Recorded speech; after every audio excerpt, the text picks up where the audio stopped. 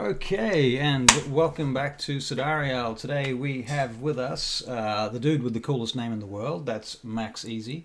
The dude with the coolest glasses in the world, that's Steve Austin, who is not in fact the $6 million man or the wrestler, but the actual Steve Austin. Not enough not enough money in the world these days for me to be worth $6 million anymore with inflation. Right, and Mr. Barry Tahira also playing the legendary Milford Brixton, whom we have been following for a number of weeks now. And I'm Russell Kirkby, and so welcome to Sidariel, and here we go again. So, we shall begin our little foray into the world of Sidariel this evening in the city of Vaingate, the oldest city in the world. And Vaingate looks a little bit like something like this. And so here we have a map of Vaingate. Now you guys are, and you have to excuse me in my lighting for a moment, you guys are hanging out, where are you, Milford? Where are you hanging out right now? I'm in, where that tree is, in the inn. All right, okay, so you're at the Broken Oak Tavern. Were you staying with Drazael at one point? The dwarven... I was. I use that as a place to go when I'm in real trouble. All right. But I don't get in trouble. All right. Never. No. Right. I'm trying to convince a companion of mine that in order for us to achieve something that we're doing, we need the help of another friend of mine. Right. So Max, I'm assuming you're with Milford then at a table, perhaps at the Broken Oak Tavern. You've got a mug of ale, perhaps. I'm going to say it's late at night because you guys are hatching this plan. And you're on a bit of a time limit, so I want you to feel the pressure of that time limit. So you're up quite late. You've been up all day figuring this out, going to meetings between Millmore Glass, Drazael, and Hazeldrill, back and forth between these three mainly. Right. Do I need to make a Constitution check if I'm 6 drinks in? Because I believe I had 3 glasses of wine, 2 glasses of brandy, and if I'm having a tankard of ale, I feel like that's just building on top of the that could the well already be mounting true. alcohol in my system. I think that a Constitution check at this point would not go astray. Okay. I'm reeling. My first roll is always really good, and it goes downhill from that. That is a natural 20. A natural 20. Okay, you're fine. Your body has processed all the alcohol as if it's not even there at this point. You just feel good. It's great. So, and Milford, you've watched him put away all this alcohol all day over the last 24 hours. how can you do that? I'm gonna do what? Sorry. How can you drink like that? Years of experience. Years of experience. Anyway, I've got this friend named Leaf. Right. Going back to what we were discussing, and he's how can I say, he has magical properties. Another wizard? No, he's not a wizard. He's one of those name another one. And he's not a wizard. Ooh, I know he's cleric? not. A what? A cleric? Is he a cleric? No, he's not cleric. Maybe Maybe I've had bard? some. No, I'm he's not. drawing a blank on quite a few. He's not a bard. He's a God, I can't remember what he is, but I know he's useful. Right. Useful. That's very good. So I mean, this means, do you reckon? Would you mind if I bring him in? I think That's fine. I have met an already large repertoire of your friends. I don't think an extra one would go astray. That's why I like you. You got an open mind, you know. Okay. So we've got to go to the Daughters of Twilight. Right. We were there for Mr. Glass, weren't we? That's The true. archivist. That's true. That's Okay. exactly true. You're getting to That's know the good. place now. Yeah. Yes, I believe I know where I'm going now. He's a warlock. I think he's a warlock. Yeah. Okay. Well, I'll ask him when we meet him. This way. All Very right. good. So you guys I'll put away my drink. put away your drink and you get on your feet and do not stumble out of the inn and head off to the Daughters of Twilight. So you cross through Raxthasis and its various subdivisions, past the Temple of Moradin, out past the Banakayan Embassy, down through Market Crossing and the Droob, and you cross the river using the North Bridge, finding your way to... I lie, you don't go across the river at all. You head south through Market Crossing to the Daughters of Twilight and Grenaldea. And you get to the gate, and it's very late, and the moons are on a kind of a diagonal at this point. They kind of wobble back and forth during the day, this flat plane that kind of goes from flat on the horizon to quite tilted at certain parts of the day. And so the moons are currently strung out like pearls on this 45-degree angle in the sky, casting quite a lot of bright light down on the city of Vaingate and into the Droob. And as you arrive at the Kavnaran gate, the guards sort of look up and see you coming and rub their eyes and, all right, what's your business? We have business with the... Hurry up, sir. Don't have all night. What are you saying? What's your business here in Grenaldea? We have business with the Daughters of Twilight. You got some sort of pass, some kind of proof of identity, sir? Oh, cool. My name is Milford Brixton. Don't care what your name is. I want to see some papers. Here's my identity papers. You hand them over. There's a look at them. Could you hurry, please? Yeah, all right. What's your name then? You.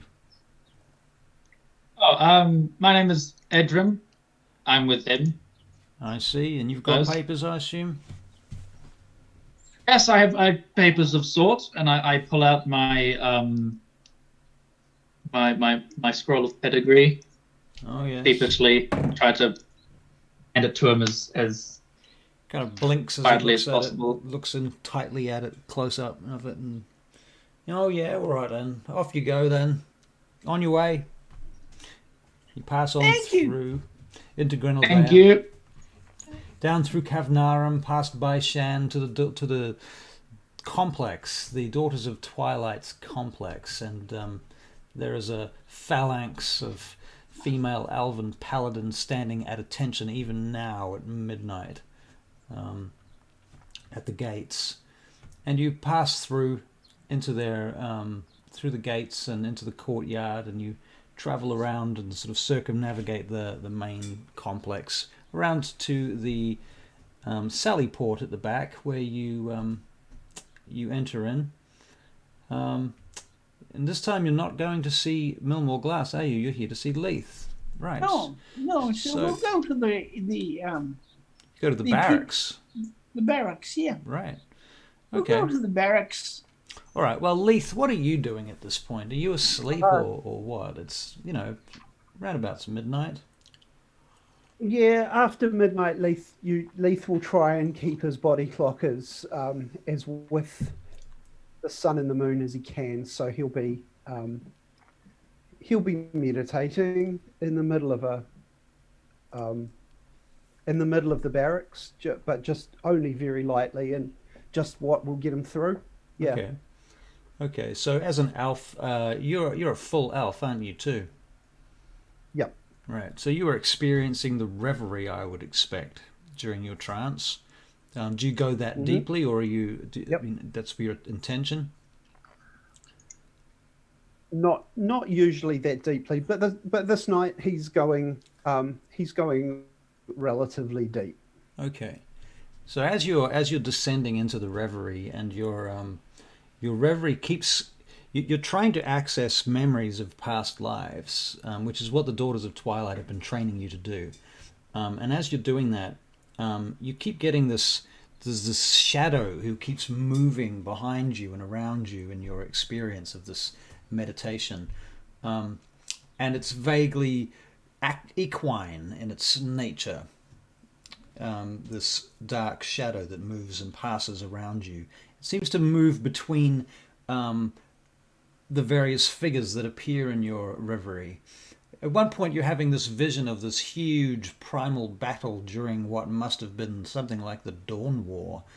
This masses and masses of elven soldiers on this battlefield at war, firing arrows and taking massive hits from cavalry, and magic being thrown around this amazing battlefield, nothing you could have ever imagined. And then you see this black horse moving between the archers, moving between the horsemen, and for a moment you see it's Tozen, and his face, he literally just turns and looks at you and steps up towards you and seems to be about to say something when you hear on your door. I'll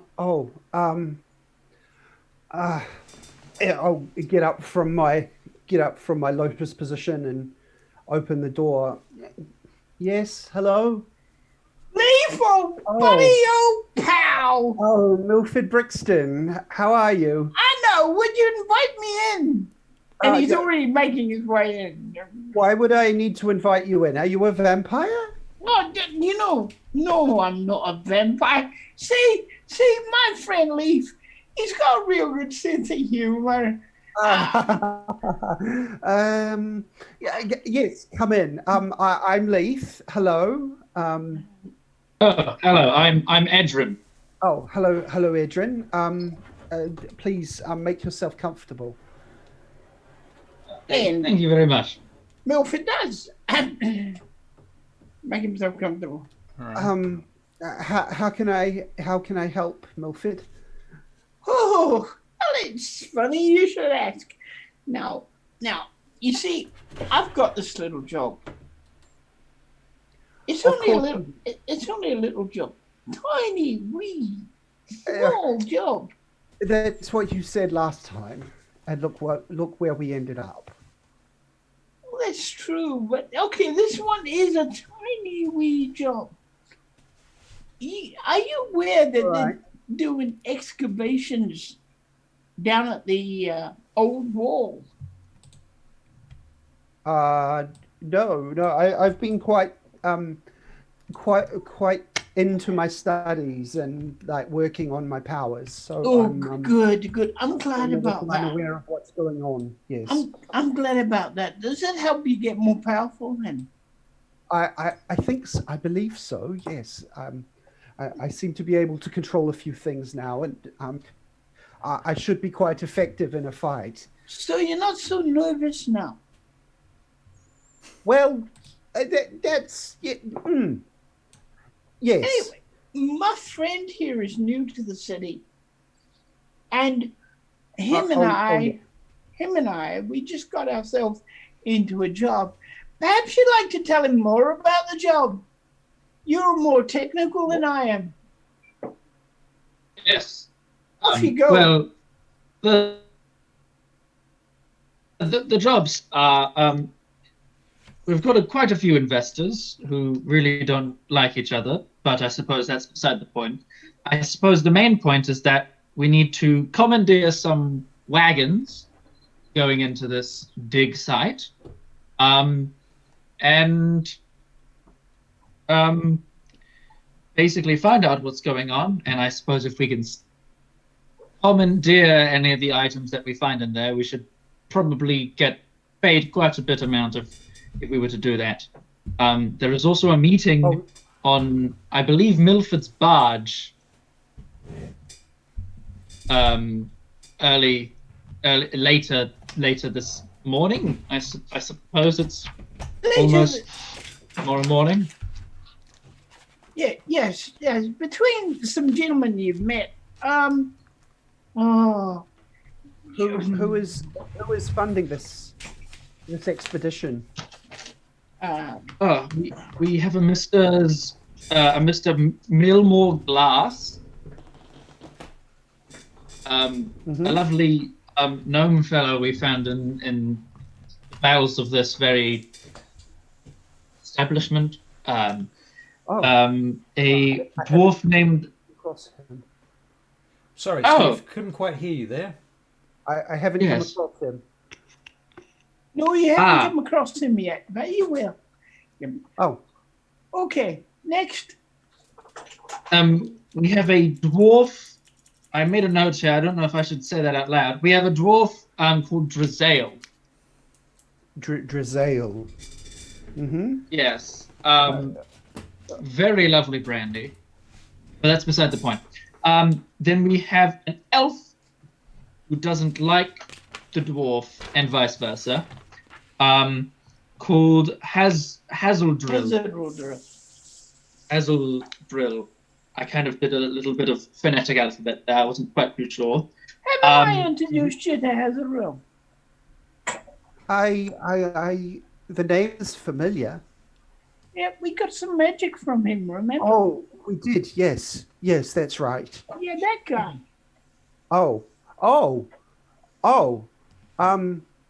Yes, I'm not sure we exactly hit it off last time I talked. But I'm to sure him, you but, will this time. Yes. Right. He also has some very lovely wine. But do these people all have credentials? Is this all above board? Oh, of course it is. It's to help the Daughters of Twilight. I see. Well, if the daughters let you in and to come and see me, then Oh, of course. I You guess know, they want me to help. Russell, do I believe them? I'm going to roll a. Do you want to make an insight check? Yeah, I'm going to insight. All right. You can make an insight check. Insight away. That's a non-natural 20. Well, you're inciting insurrection. So you, yeah, I see. Max got my joke. Yeah, topical. Very topical, yes. Okay, so you did yeah. It's a bit weird, but there's also some grains of truth in there. It's hard to say exactly. You. As to how above. There's certainly a board name that I recognise there. Who's that? You recognise Hazeldrill. Hazeldrill. Yeah, you certainly recognise Hazeldrill's name. You don't know Milmore Glass? Have you not met Milmore Glass? Okay, out of game. Out of game. Remind me. And Milmore is the quartermaster of the Daughters of Twilight, the rather obnoxious gnome. I don't think we've played anything where I've met him, but we can okay. assume at this point where I have. All right. Well, you've probably heard of him, maybe being at the Daughters of Twilight this period of time. Okay. Yeah. Yeah. You know of him. I'm going to say you haven't met him because meeting Milmore is always an event. So I at least know who Milmore is. Yeah, you've heard people talking about the quartermaster Milmore Glass. Yeah. Yep. The way they talk about him, you probably assume that he's this huge blacksmith type character or something. I would suggest maybe you have a very different idea of who he is compared to who he actually is. Preconceptions. Cool. That's enough. That's enough. Yep. You see what's happening? Yes. Well, I guess if the daughters have said that that it would be good to take me on, then and if Mr. Glass is going as well, I think we'll be well looked after at least. Oh yes. At least they'll decide that at the meeting. So I wanted to present you and my companion to them, so that they would know we're all working together. Oh, yes, that's probably a And good idea. that'll be at where, you know how to, we're going to be like security for their meeting, you see. I see. Yes. Yes, yes. Yes, You and- know, I'm not. You know, I am not very strong. I'm not really the bodyguard. Oh, no, but you got it all up here. This is the thing. This is what's important. Oh, sure. Yes, logistic-wise, yes. Oh, yes, of course. This is why I want to get you in. Oh, of Because, course. you know, logistics is your thing. Yes, yes. Yeah, absolutely. Yes, yes. Would you gentlemen to rest up for a little bit, or do we want to go to the meeting point, like right How long now? have we got before the meeting? Well, it's midnight now, and the meeting is going to happen at 3 a.m. at a very Okay. clandestine hour. 3 a.m. The meeting's happening at 3 a.m. Actually, I would say it's more like 12:30 now, because you guys have been traveling and talking and stuff. That's a bit of a strange time to be meeting. Oh, these are very any- influential men. Ah, I see. Just Yes. confidentiality, yes. Oh, yes, very confidential. And you know how much I trust you. Oh, of course, yes. Of course. I rolled a 9 other insight check. A 9 for your Russell, insight just check. to, yeah. You're doing another insight check. Yeah. Okay. Well, that doesn't really tell you anything that you didn't already kind of know or otherwise. Okay. In fact, it only brings into question whether or not it was any more or less dodgy than it was. And it seems dodgy-ish. It's definitely dodgy-ish, but then there's also you don't think Milford would talk about the Daughters of Twilight being part of this if there wasn't some truth to that. Oh no, and he wouldn't lead me astray either, would he? Oh, Right. no. Would you, No, Wilfred? he wouldn't do that to a friend now. He wouldn't. And he can still have a straight face while saying that. Okay. I appreciate that. So, boys, I've got to go and move my barge. Now, in order to do that, you both have got the promise that you don't know, well, that you won't tell anybody where I'm putting the damn thing. Or would you two just like to be together while I go and do that? Oh, I think I know where it is already. Or do you now? Don't I, Mr. Brixton? Oh, yeah, I haven't moved it from where we last had it. Oh, well, I know exactly where it is. But I'm going to move it now because the meeting is going to be held on the badge. I see. Does everybody else know where the barge is going to be? Oh, no, not once I moved it.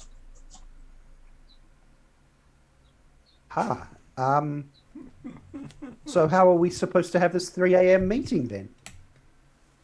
Oh, Yes, I must agree that logistically kind of went off in my brain too. Yes. well, you see, Um, I'm going to move it now. Then we're going to, Where did you... I'm going to move it now. And then we're all going to go to the different men and tell them where it is. Oh, Hmm. oh, I see. Okay. Yes. There's 3 of us and there's 3 of them. So if 3 of us go to a different house each, we can inform them. Just Can't so we- you guys know, there is something going in the background. I don't know what that was. No, that's Tanya.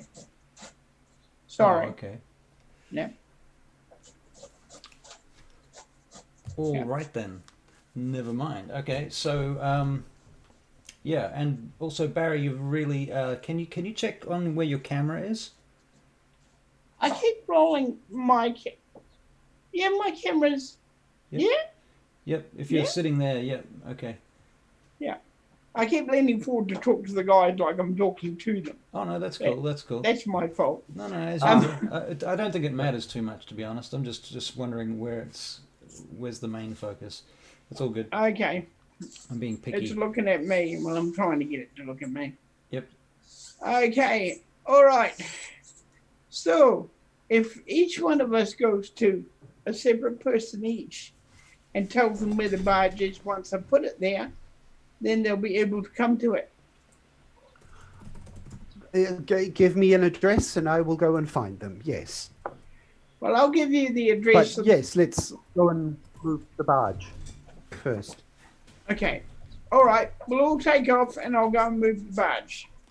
Okay, so are you guys going to go together to the barge? I'm assuming so that way everybody knows where it is. So right? we'll all know where it is. Yeah. Yep. Okay, so you traipse down out from the Daughters of Twilight's complex, out through the Sallyport, down through Cavnarum, through the gate, out to the Droob, across through to Rivertown, where you get to the docks, and you can smell all the smells of the docks and the various figures still skulking around in the middle of the night. After all, it is Vaingate.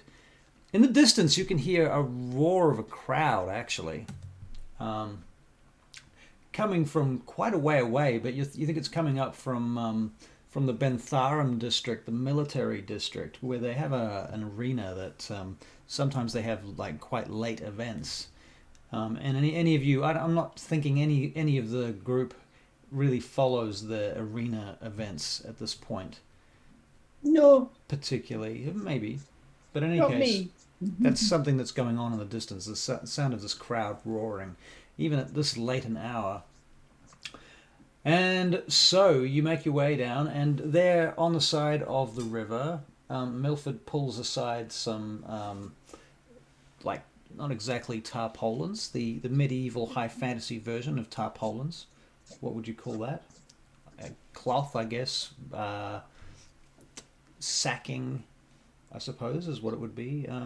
Sacking. In fact, there is a word that is coming to mind. But anyway, let's not get caught up in that. Hessian. Hessian, thank you, Hessian. That's exactly the word I was looking for. Yep. So he uncovers the barge and sort of, so you're going to move it now, right? You're going to jump on board. I rig up Francis to the barge. Right. So poor old Francis, the mule, is then attached to the barge. And you drag it along the river some way. Which way are you going to go? You're going to head out of the city, or just deeper into the city, or? Out of the city. Out, okay. So you want to go out through the north wall or the east wall? Go through the east wall. Okay. All right, so you head down kind of diagonally out, sort of southeast along the river. You go under two bridges. It's fairly quiet, but even now it's it's Vaingate. There's still barges going in both directions, and you get to the undergate that takes you out the east wall gate. It's this huge bridge that goes overhead. These massive towers on either side of it, and you travel out, and you're now in the township called Fardal. Okay, I want to find a place there where I can have the barge and nobody can see it or notice it. All right, I'll get you to make a stealth check. Shall I make that roll? Okay. All right. Let me bring up. So. All right, stealth for Milford Brixton.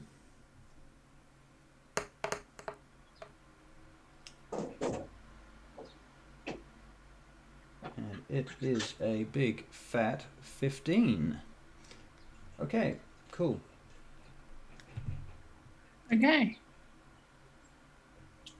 So you put the barge up against the outside of the gate. Yep. It seems like a pretty quiet place right there. Yep. There's nobody around over here. Okay. All right, and you set everybody off the boat. Now, for everybody's information, this barge is not a huge barge. It's not going to be it's barely big enough to do what you guys want to do with it. Like, it'll work, but just. Yeah. So there is there is an internal part of this barge, like a sort of a downstairs area, if you like. And it's only downstairs in so much as when you get on the barge, you have to get up onto the barge, so it's still kind of flat level with the water. No part of the barge is under the water. And yeah, there's a small single room inside that's covered from, you know, all directions with one entrance. Right? Yep. Okay, so there you go. Yep. You're standing on the side of the river. Leaf, I'll give you the guy you know, and I'll give you. Yes. I'll give you. Throw it this way. Say that again. Throw it. If you throw it this way, I'll do my best to catch it. I've seen you catch stuff before. Okay, here we go. I realize this. Okay. He throws maybe. Okay. Is this an athletics check? Yep. I don't know what you're throwing or why, Yep. but okay. I seem to have missed something. Catching a guide rope. A guide rope. Oh, okay. That's what it was. Yeah, because I got to tie it up. Right. Okay. All right, make an athletics That's check. a 12. Okay. Yeah. Fair enough. I think you can catch a rope for a 12. Yep. And I'll do my best to tie it off. All right. So that can be a So, dexterity check, unless you have sleight of hand or survival. I do actually. I've got sleight of hand, so it's probably a dexterity. I I like to don't use. feel it's a sleight of hand kind of thing. You don't but think so? I'll go survival because All right. yeah. That works for me. That's an 11. And 11. Okay, cool. It seems secure to you. I'll give Milford the thumbs up Okay. All right. once I've done. All right. Francis brays quietly, not too obnoxiously. He's just I give him some food and stuff. That'll keep him quiet. Always does. okay. Very good. He shakes his mane a little and noms away at a carrot. Very good. Yeah. At that point, there's Milford. You're gonna make a perception check here. Yeah. I'm rolling you at. Oh, okay. Never mind. Do either of the rest of you like to make perception checks for me, please? Leith and You always have good Edryn. luck when you roll. Do you have dice next to you, Barry? Like real dice, or Oh, I can use the actual character sheet if you let me. have you got it there? You just don't have to share. Yeah, it. Okay. I've got the character sheet. Oh, in that case, that's cool. Just don't share the screen because it will mess up the cameras. Yeah, I'm not. Yep, no worries. 12. Okay, never mind. Leith, I rolled a 19. 19. And Edryn. I got the same as Milford. I got a 12. Okay. All right. Well, Leith, you notice there's this child wandering down through the boats and what have you, among the various carts and structures that are in this place, and sort of popping up and around the gate. Basically, they're skulking across the muddy bank between the inside and the outside of the underbridge that takes you out to the East Wall community area. And this child sort of is coming in your direction. Is he near me or Not yet. quite a distance? 50 Okay. feet? 50, 60 feet? I'll just scooch over to Milford and point the kid out quietly. Do you know him? I have a look. You recognize a child, but you don't know which one it is. Okay. All right. I know it's a kid, but from here I can't tell which one it is. Oh, yeah, yes. I'll make a move and try and come around. Can I come around behind him? Not really. Not really. You're looking at it. You mean this kid's on a bank of open mud, Okay. and you're on a boat. So, yeah. Okay. Not easily. I'll get off the boat. Yep. And The boy's closing quite rapidly. I'll go over to him. All right. And you recognize that this boy is named Connell, and you know him from Mother. Connell, is everything all right? Look, Milford, it's Mother. She's says she told me to come and see you, see what you're doing. I'm arranging something important. What's the problem? She said that she learned something about the thing that you're interested in. I don't know what it is. She didn't tell me anything about it. She told me to get you if you're available, if you're free, if you're awake. I'm awake.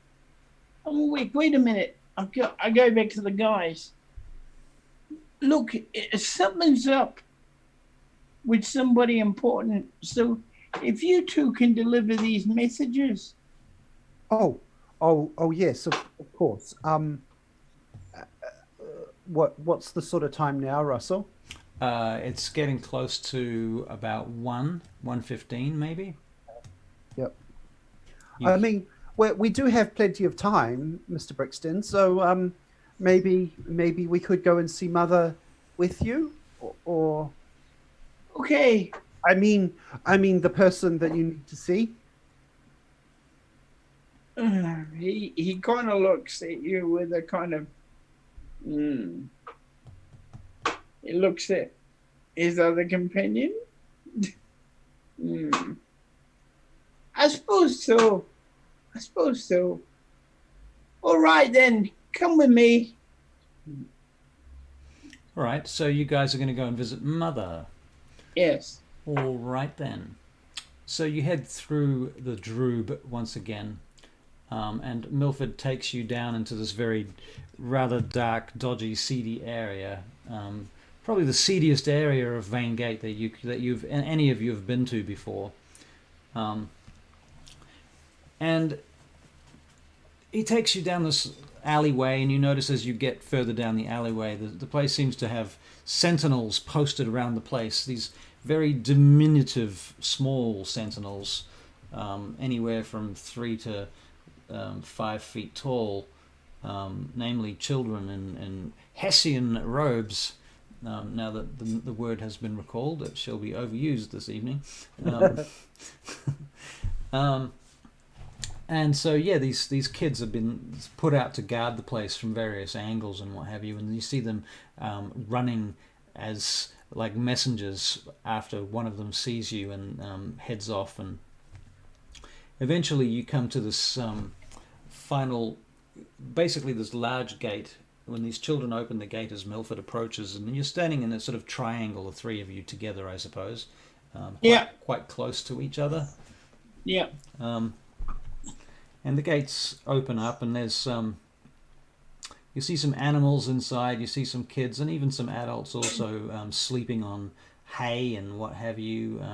There's like a little tent city inside this courtyard, and there's a lot of canvas hanging above you and around you, dividing up areas. You can see candlelight coming from different places that's shining against the canvas and backlighting things, silhouetting all these little vignettes going on around you, these small scenes of different groups of children and a few young adults. And Milford leads you through this little tent city to what seems like almost like a warehouse, with the entrance open on the back of this old stone factory. And you head inside, and this old lady stands up and heads over towards you with her walking stick. Wow, Milford, you've brought some friends, I see, she says. Oh, this is my friend Leaf, and this is my friend. I forget your name again. What was it? Edryn. Edryn. Edryn's a good lad. Oh, well, you must know him very well then, I see. Edryn is very nice and pleasant to meet you, Edryn. Do come inside our humble abode. It's not much, but it's what we have. Please, would you like a seat? You must be very tired. Thank you. Yes, I'll sit, but I've just I'm pretty fresh.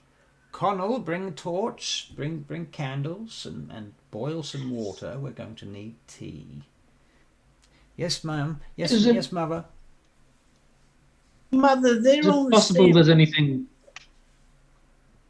Edryn, yes? Sorry, Milford, I was just wondering if there was anything stronger than tea you might have. Not to be presumptuous or rude, if there's anything stronger than tea.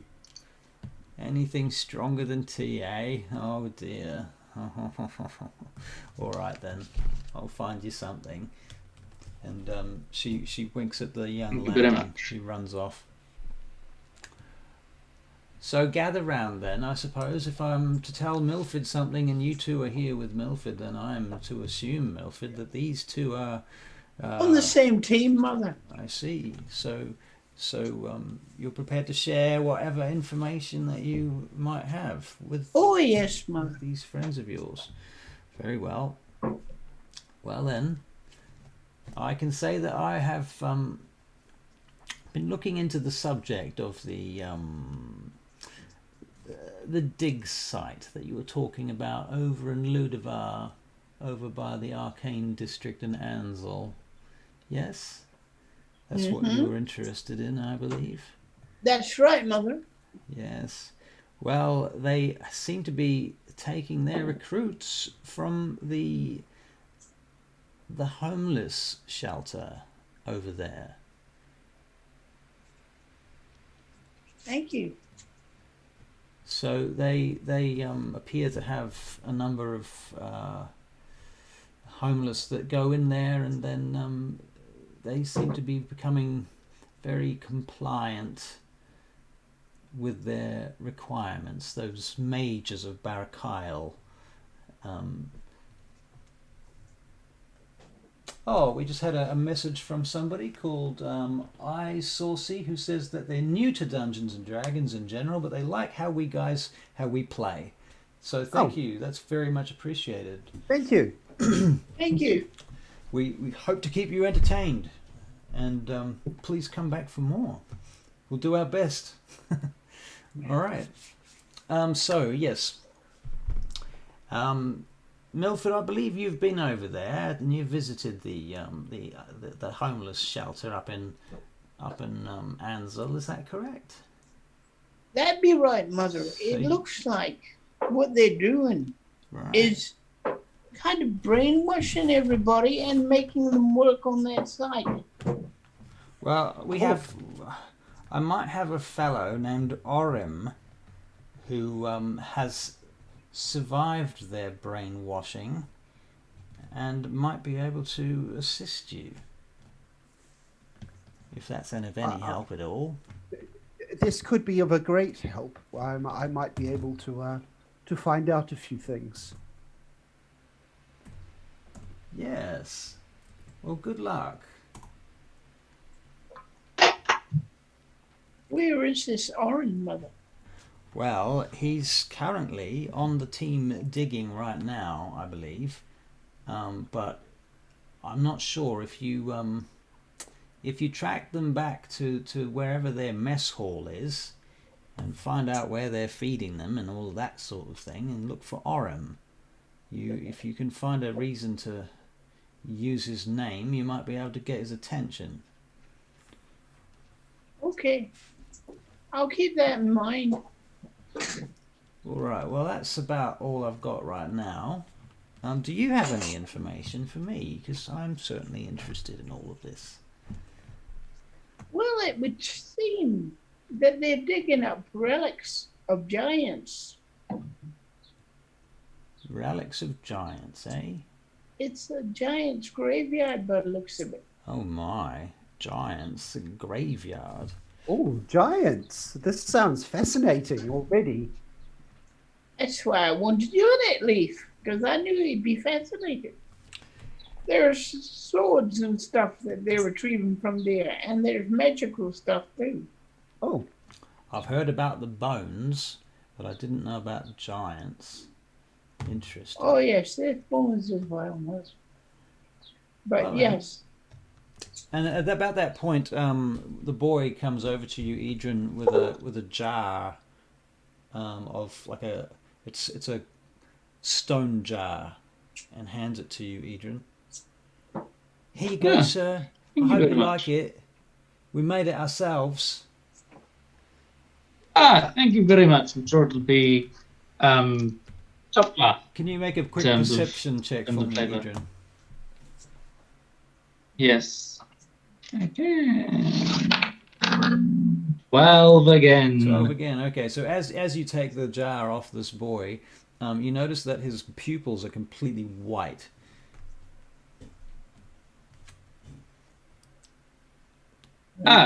Pleasant. Okay.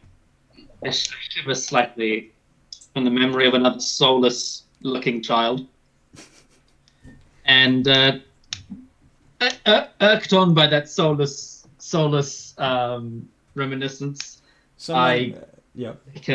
I just down the whole thing. Oh, okay. Well, you need to make a Constitution check immediately. And Going against the chat. I don't know how to pronounce your name, but Teal Greyhot, I think, or Turl Greyhot, says, "Oh my God, don't drink it." If you can see the chat, hilarious. Yeah, it'd be rude not to. It'd be rude not to. All right. So you knock it back. Well- Asking for it. yes, you did ask for it after all. Yes. Right. Different modifier, but again another 12. Another 12. Okay. This time you feel the sharp pain in your stomach, like ooh, that was a bit stronger than you were expecting, and it burns its way down your throat as you swallow it. It's extremely strong. It's like drinking frickin' meths. And I mean methylated spirit, by the way, not like meth. That's different. Those are different meths. Thank you very much for that. That's So- exactly Another one. what it needed to. It's kind of still burning at the moment, by the way. I look at it. I look at the little jar, the stone jar it came in, and I said, "You know what, Milford? I can have it in to go with a little stopper, maybe. I might brave it for later." All right. You're feeling a bit woozy now, Edryn. Yes, I'll definitely save it for another time. I do have that lovely vintage Mr. Hazeldrill gave me. Oh, you might need that at some point. Yes. Yes. I'll get Mother to put a bottle of it there for you. Thank you very much. It's the only way to survive it. Keep drinking it, and after a while, you won't notice the pain. Pain? That does not sound pleasant. Oh, it's lovely. Except you won't know whose world you're in. Yours or somebody else's. Oh. Okay. Do you give the jar back to the boy, or do you just sort of hold on to it for now? Oh, I'll give it back to him. He takes. Crikey! You drank all of it. You all right, Mister? I suppose that was more of a sipping whiskey than a all-in-one. Oh, I don't know if that was whiskey, sir. I don't know what we call that stuff, but yeah, I wouldn't drink all of it. Not like that. First time for everything. Somebody's telling you to keep the jar, man. That's Teal Greyheart. How do you say your name, Turl. I don't know how to say it. That's why I'm asking. If you can give me a pronunciation guide to your name, then I'll be able to say it, and we can have a thing. Anyway, Okay. come back to that. Maybe after the second drink, I might keep it. All right. Okay, so what are you guys doing now? I give Mother some money. Oh, thank you, Milford. You're so kind, giving money like that. You're always such a love. And she puts her hand on your shoulder. Oh, Milford. Milford, what would we do without you? Such a good boy. She leans on her staff. And some of the boys kind of swarm around a little bit. Tea Earl Grey hot, like Star Trek. Tea Earl Grey hot. I got you now. Tea Earl Grey hot. Okay, Tea Earl Grey hot. Cool. Thank you. All right. Oh, great. All right. Now, we walk out a bit. Once we're out of there, Yep. I go, can you still see where you're going? Can you see my finger, Mr. Edryn? Edryn? Yes. Hello. Is this a how many there are, or is this Follow my can I finger. see it? Follow it. Oh no, he seems. I think he's fine. Okay, Edryn. You give this message to Millwall Glass. You met him, right? Yes. This is where... Yes, I don't think I get particularly along with that man. Would I be able to see a Mr. Brazil or Azeldrill? Maybe I'm not entirely sure on the scrupulousness of Mr. Glass and his wards. All right, I'll give you Hazeldrill. All right. Thank you. Also, do you think in our personal inquiries we could ask Mother about Hazeldrill's niece? Hazeldrill's niece. Well, I want to see why he hates Drizel so much, and you came up with the theory that it was his niece. I think we'll get past this problem first before we make any more. You know. That's a good point. Okay, take this now. Right. No, it's more to your left. More to your left. Yeah. Here you are. Thank you. Right. Now, who do you want to take? I'm fine to go and visit whoever you need me to. Well, Milford. I'll give you Millmore. Yes, it's probably about time I met him. Okay, try not to get mugged. Okay. I will do my best. All right. Speaking of which, I presently need everyone except for Milford to make a perception check. Well, actually, Milford, you can make a perception check too, come to think of it. Okay, I'll make a perception check. Oh, it's right there for a change. Hey. Oh, that's perception. Hi. I have a 10. You got a 10? Okay.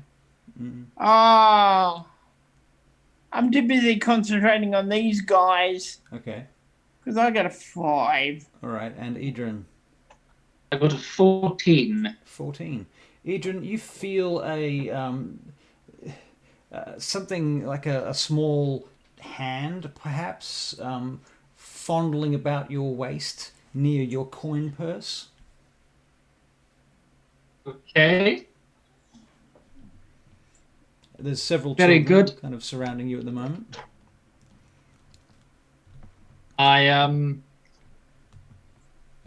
So you boys will be on your way then, I assume, says Mother, leaning on her staff. Yes? Yes, I think right now I think I put my hand in my purse to make sure there's no more money going loose, and I head straight for out the door and say, "Thank you very much for your hospitality." Yes. Thank you very kindly for everything. Oh, you're most welcome. Do come back, please. Yes. And we'll have stew and broth. Very well. So off you go. That would be helpful. the children usher you back out through to the main gate exit of this little shantytown complex of tents and child poverty, and out you go back out onto the streets of Vaingate, into the Droob. Milford, what's going on with you? Where are you guys? Are you guys gonna break up, split up, and do the thing? That way we'll get it done quicker. All right. So who's going where? So I'm going back to To the Temple of the Daughters of the Twilight. temple to go and get Milman glass. All right. Well, I think we'll do that first. So you head off to. I just before I go, I Yep. say to Milford, what does he know? Is he expecting me to? Yes, Come? he'll be expecting you to give him this message. Oh, Yeah. I see. Right. Yes. Tell him it's the directions from me. Okay. He'll know what you mean. Yes. Yes. Should I try and be a little bit inconspicuous about it, or does it not matter? I would like you to be as inconspicuous as you can be. Right. Very good. And I'll run off. All right. So you go trotting off up to Carcanos. Sorry, I always confuse those two. Sorry, to Grenaldea, through the gate. The guards don't stop you this time. In fact, the guard is asleep as you go past. You can hear him snoring. It's usually you spend 5 minutes here trying to talk your way through. This time, the guard's asleep. You go straight through into Cavnarum and down through to the Daughters of Twilight. You know your way around because you've been staying here for a couple of weeks.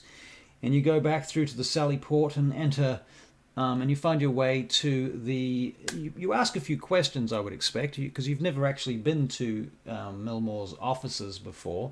Yep. But the various priestesses who give you directions basically lead you down into this area that feels like the archives beneath the Vatican City. On your left and right are these huge archways that go back into these rooms full of scrolls and artifacts and boxes of ancient things, and you can smell very old paper, and there's all sorts of really interesting looking stuff. You see an astrolabe in one corner at one point as you're passing through, and this priestess is leading you through the area. She says, Mr. Mistralath, she says, Lord Mistralath, yes. this would be the door of Milmore Glass, our quartermaster and expert on all number of things. I should be very pleased to meet him. Thank you very much. He is expecting you. Yes. Yes. Very well then. Yes. She pulls a cord next to the door and this bell rings. And almost immediately the door pops open and swings open wide, and it enters into this room that is just littered and piles of scrolls and paperwork and all kinds of stuff. And you see tables with maps laid out on them, and you see wall-to-wall shelves with scrolls and books and all kinds of arcane instruments. And behind the desk, you almost didn't even notice him at first, but you see this small, diminutive figure, this gnome, with this short, cropped beard. And he's sitting behind the thing, and he's got this emerald-coloured vest on, and he looks over at you, and he looks up, and he says, "Who are you?" I'm looking for Mr. Milman Glass. Could I speak with him, please? Well, first of all, my name is Milmore Glass, not Milmore. Milman. I'm sorry, Milmore. Oh, yes, that is what I had written down. I'm very sorry. Well, you have come to the right place. Now, what do you want exactly? Oh, are you Mr. Glass? Yes, I am Mr. Glass. We've established that, I thought. Now, who are you? Well, my name is Leith Mistralath. I am one of the acolytes from upstairs, but I'm at the moment working with Mr. Milford Brixton. Oh, God, Milford Brixton. Asked me to give you this. What's this, then? And I'll pass it I know what this is, he says. He looks it over. I see. And you've got a location for this, do you? Yes, I'm able to lead you there. Oh, you're going to lead me there. Oh, I was expecting some kind yes. of guards or something. I was hoping for perhaps somebody a little bit, what could we say, well, defensible. But look at you. I am quite capable. You can ask the. Is that so? You can ask any of the daughters. Oh, any of the daughters? Well, right. Some of them.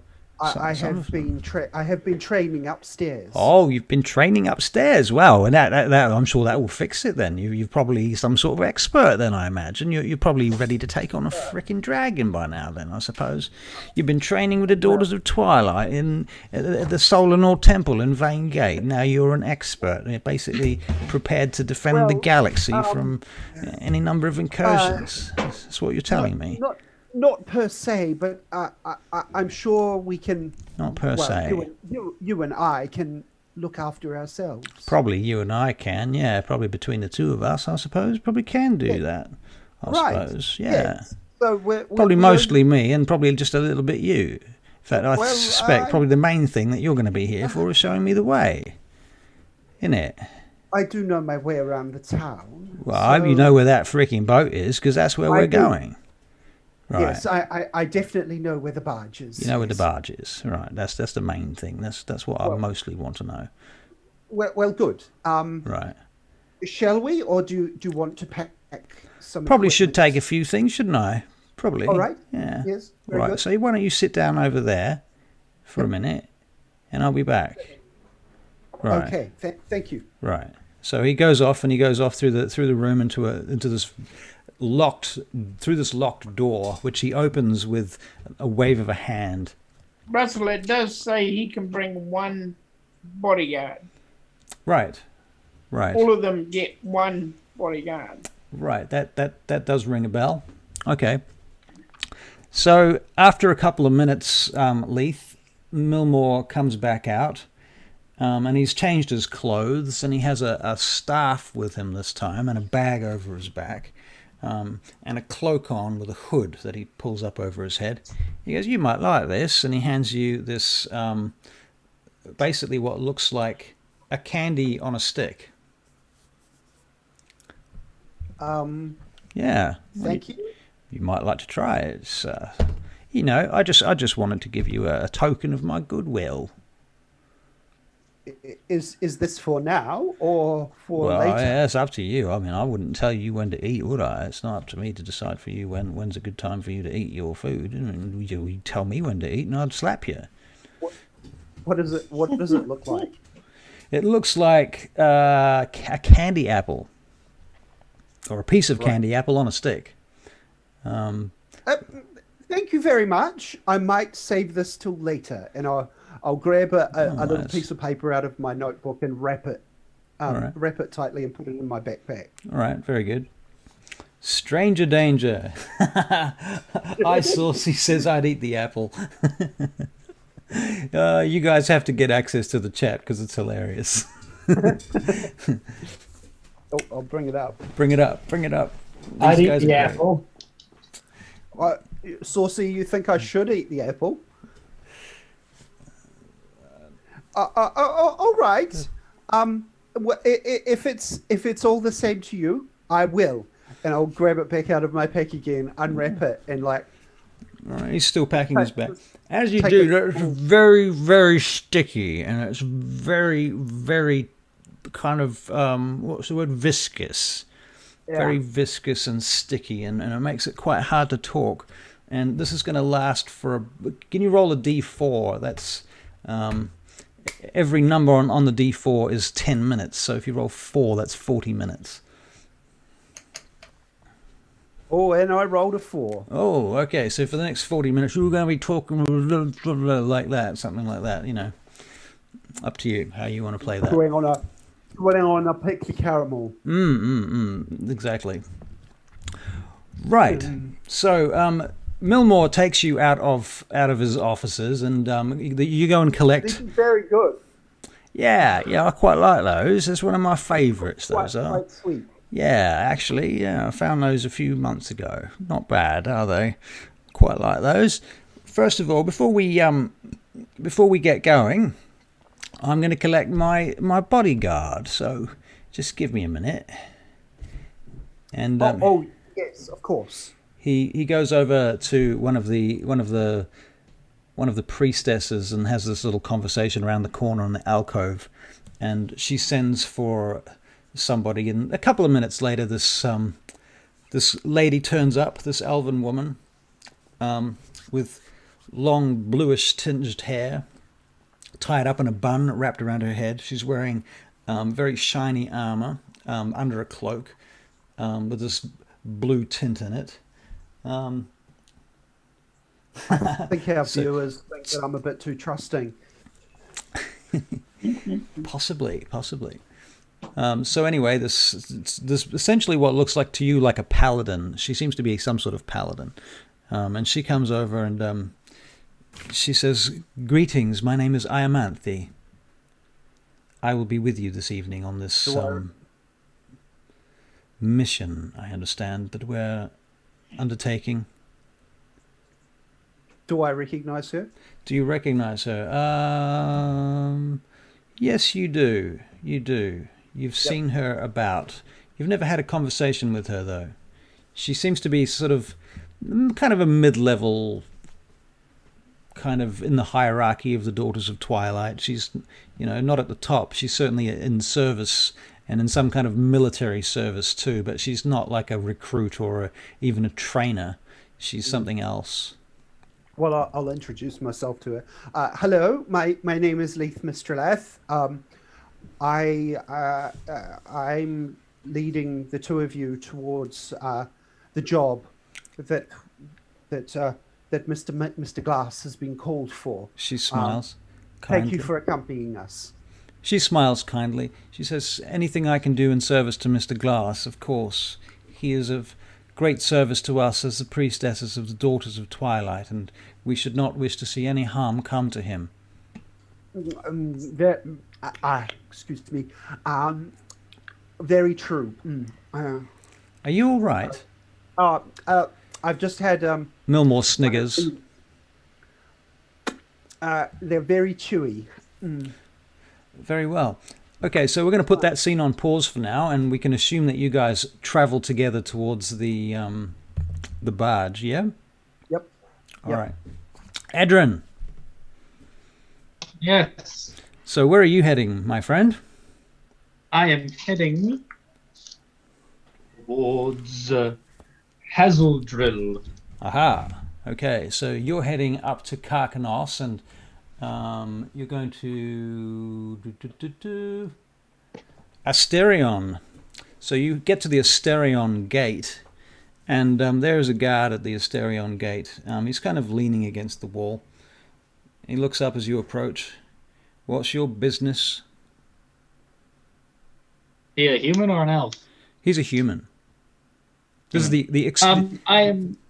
Oh yes. The exterior of Asterion, because Asterion is the Elven district. It's the Elven Garden district. It's kind of based on this idealized wood elven / high elven hybrid garden design inside the wall. But on the outside of the wall, it's human. So you have human guards.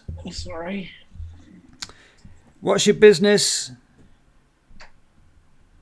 Come on, I'm here sir. to meet with a lovely vintage winemaker in this district. Are you just a lovely vintage winemaker in this district? And does this lovely vintage winemaker happen to have a name, sir? Yes, he does. Yeah. His name is Hazeldrill. Oh, I see. Hazeldrill. All right. And you've got proof of your identity on you, son? He says, "Son, I assume this man is younger than me." Actually, yes, he is younger than you. And he's sort I of... pull out. Yep. You pull out... Pull out my scroll of pedigree, and after saying "son," I say, "That is Baron Edryn Styewell Montkoff to you, young man." He straightens up a bit immediately and opens it up. And he looks at it and he kind of... Can you make an insight check for me?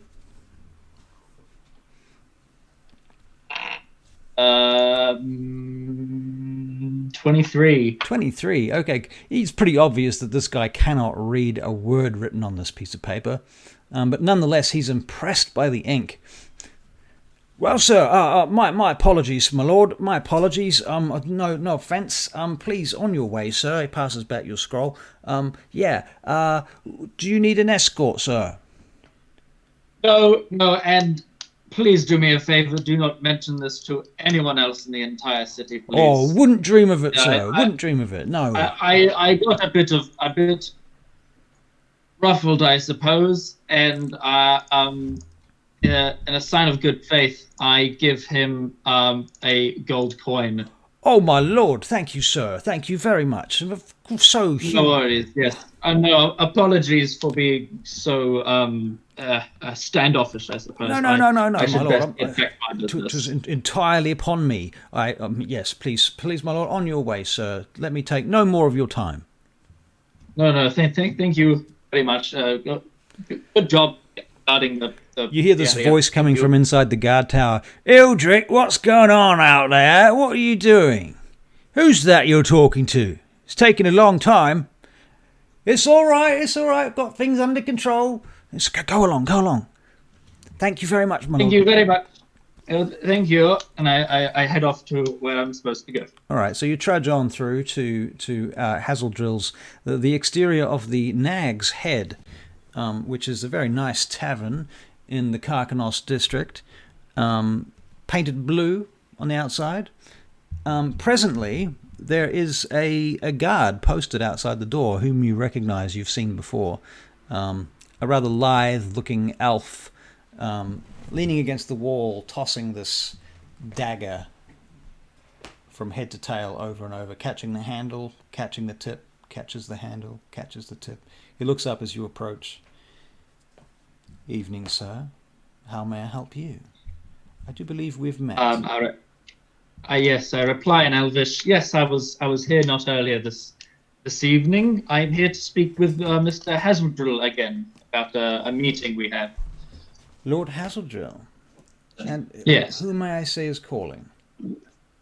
Edryn Montkoff. I was here with a Mr. Milford Brixton earlier, and I was gifted a lovely vintage of fine elven wine for my troubles. Are you aware, sir, that you've been followed? Not at all. Well, perhaps it would be a good idea for you to go and take the back entrance, and I will have a little distraction at my ready. Yes? Thank you very much. Very well. So he sends you around to the back entrance. You head around there, and somebody opens the door, and it's another elf. This time it's a lady. She has short hair and brown robes. She says, "Please come in, sir. Come through the kitchen way." Thank you very much. Thank you. Could I not ask a rather personal question, but are you by any chance Lord Hazeldrill's niece? Lord Hazeldrill's niece? That is a very personal question, and no, I'm not. Okay, I'm sorry. There's a little bit of discussion betwixt a friend of mine, and I just wanted to put some questions to rest. I'm very curious about certain aspects of Lord Hazeldrill in relations to other people, but that is fine. Apologies, I didn't mean to offend or be rude in any respect. She looks at you curiously and ushers you through the kitchen and opens the door into the main part of the tavern, which is very quiet and dimly lit, except for the yellow glow of magical lighting which seems to light the interior. It's built in this classic elven style, this place, and it's very, very beautiful. And as you have previously noticed in the past when you've been here, it's wall-to-wall bottles of the most amazing alcohols and rich meads and wines and spirits in beautiful bottles. Extremely expensive. You can only imagine how many thousands of gold this place must be worth. And the presence of magic here it's not enormously over the top, but you can certainly sense it as a wizard yourself. Right? And Hazeldrill is standing up near his favorite table up in the mezzanine floor above.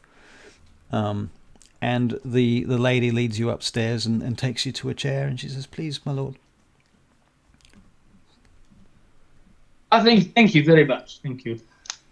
Well, Edryn. So, I was expecting to see you and Brixton this hour. Where is Brixton? Mr. Brixton has gone off to talk with Mr. Drizael. Ah, yes, Mr. Drizael. So you've split up then? Temporarily, yes. We also have someone speaking with your another counterpart, Mr. Glass, an old friend of his, who lives right around from Mr. Glass. So I suppose it was rather fortuitous that he lived in the same area. We have a time and a date. One moment. What? It's just repeat to me what you just said, but clearly. Oh, we have an extra person who went to go see Mr. Okay, Glass. no, stop there. An extra person. Yes. Now, just to be clear, between you and I, Edryn, and I'm sure you understand, what we're about to do is essentially a kind of a heist operation where we're going to essentially attempt to steal a large wagon full of Ostorian giant artifacts, thousands of, if not millennia, of ancient artifacts. He becomes kind of... I am blocking my ears. Almost incensed.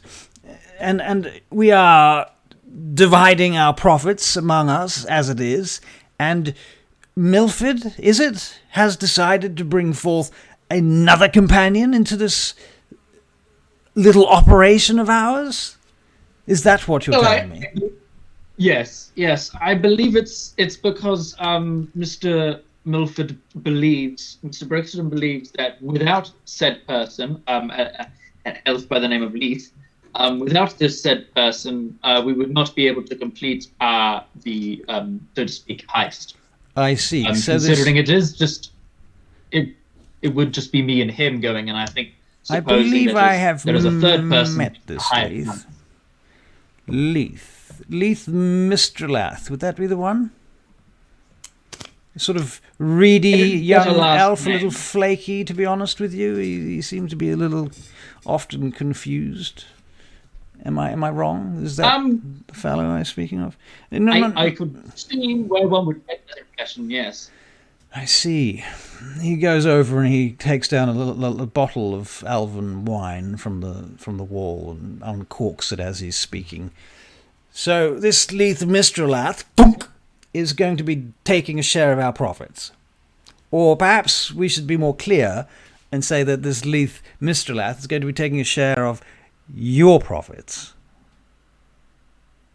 Yes. I'm not entirely sure whether he's fully in on it. I would need to talk to Mr. Brixton about his percentage of our share.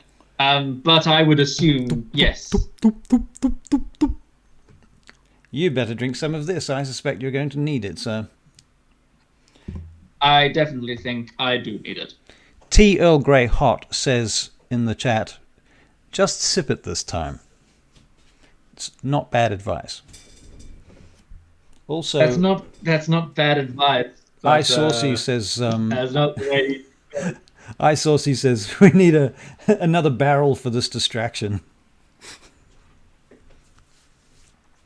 All right. Well, I suppose time is of the essence, so I shall come with you. I will fetch my guard. I'm sure we can give ourselves a little bit of time to finish one or two glasses, maybe polish off a glass or two. A glass I or want two. it to sit in the air, don't waste it. Yes. Well, very well. Drink up, sir. All right. Very good. And I will put this scene on hold. So we're going to assume that you guys finish up this bottle of wine and then you head down to the barge. Is that a fair assumption?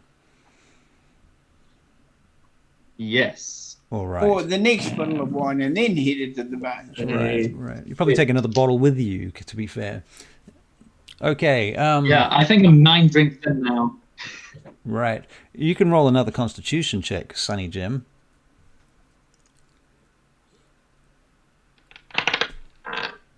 Hey, with a +1, that is a 19. Wow. This luck cannot last. This luck cannot last. I should maybe be doing it with disadvantage after at least the 10th. Right. Maybe after the next glass, or perhaps on the next glass, we'll start rolling with disadvantage. I like that idea a lot. Okay, Milford Brixton. What? So, whom are you going to visit? Drizael, I assume. I'm going to visit Mr. Gravel. All right. So you head off through the city. Do you take your mule, or did you leave the mule with the barge? I left the mule with the barge. All right. Okay, so you wander through the city. You get to the Raxtasis district. You end up in Thrasis and then Rantalon. I'll take a shortcut there. I go over a roof or two. Okay, so you're going to do a bit of parkour on your way there. All right. Well, can you roll me an athletics check?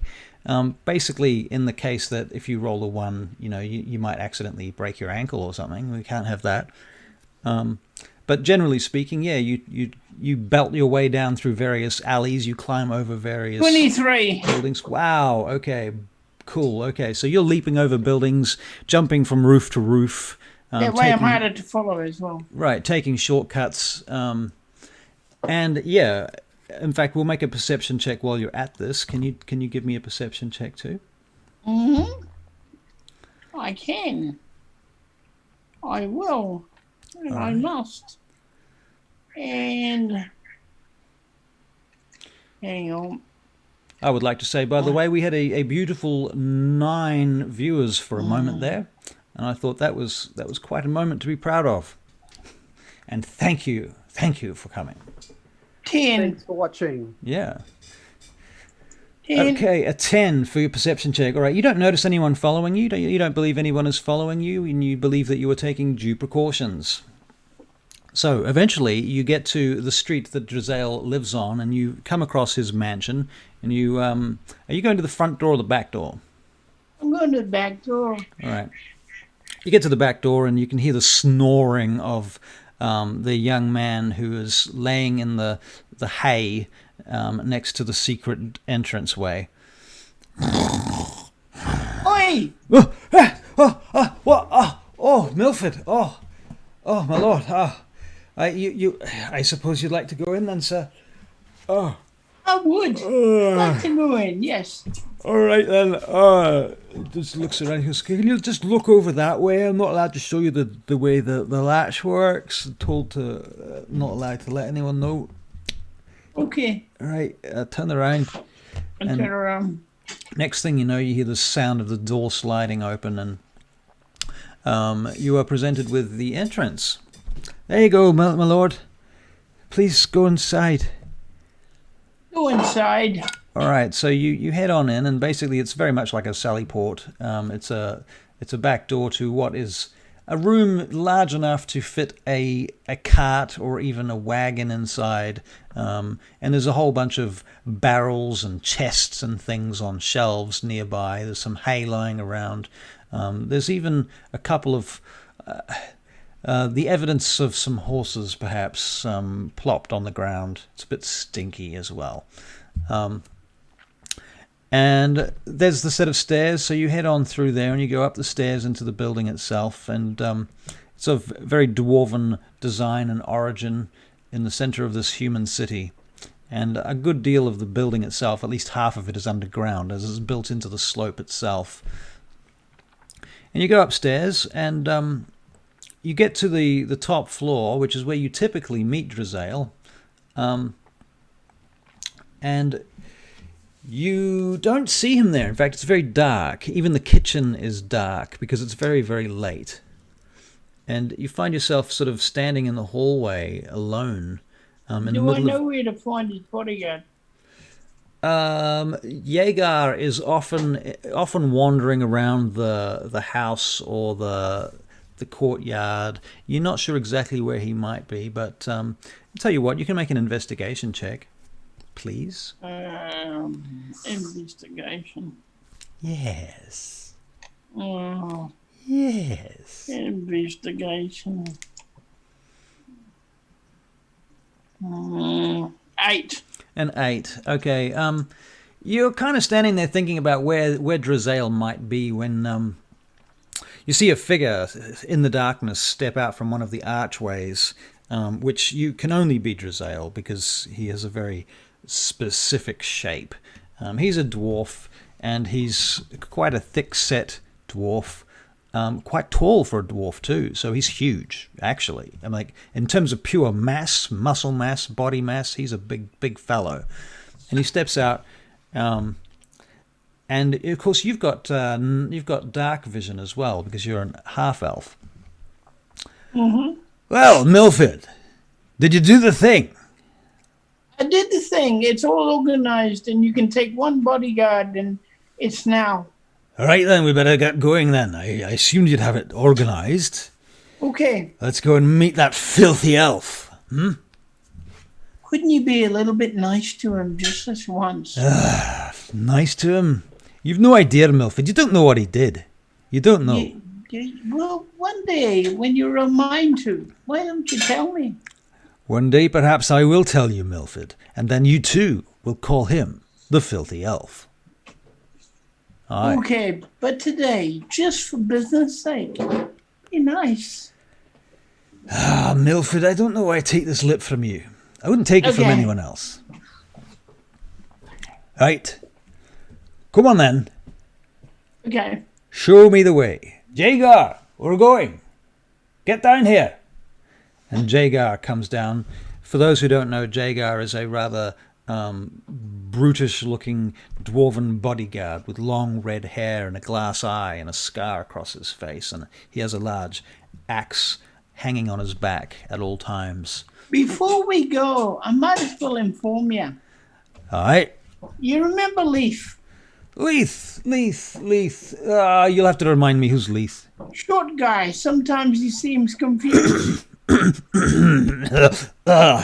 A magic guy, remember? It's the Black Long. Leith. No, I don't remember him. Oh, Can't be very memorable. Well, we're not going to be able to pull this job without him. Is that right? That's right. He's taking my share of the percentage, all right? What, you're just going to give it to him? Some of my share of my percentage. Oh, well, that's between you and this fellow, I suppose. But Okay. I tell you, Milford, I tell you what, you want to be careful bringing on all number of members and sundry to this operation. We can't afford to have loose lips sink ships. You know that, right? Are you planning to come in with me and get this stuff for you? Me? Milford Brixton. You're a kidder, aren't you? You're quite a joker, good. aren't you? Then shut up. He keeps going. He gets going. All right, so Drizael follows you out and down the stairs. Okay. We go via Dagdagiel. All right, so you take the long route around the back ways to get to the Droob, and you go out through the east gate in the east wall, where who's going to get there first? I suspect Leith is there. So here's a question. Is everyone just going to meet on the barge, or are you going to meet by the barge, or how's it going to work? On the barge. I was told to meet at the barge. At the barge. And the barge is on the water, so I assume we meet on the barge rather than in the water. All right. And do you have access to the internal part of the barge? Me? Yeah, Milford, you didn't leave the barge open, did you? No, No. Okay, so you were literally sitting on the barge with Milford, with Millmore Glass, that's and why I'm trying to make my way really fast. and an elven paladin. All right. I do apologize for the slightly Inconvenience. ramshackle nature of this barge at the moment, but Mr. Brixton should be with us very shortly. All right. And as you're saying that, Edryn, you and Hazeldrill come wandering upon the place.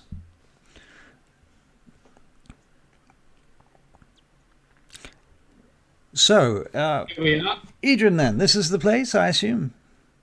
Yes, this is the place. I'm not sure if Mr. Brixton has Mr. Brixton or Mr. Leith has beaten us here, but yes, this is where the I suppose the discourse on the barge shall occur.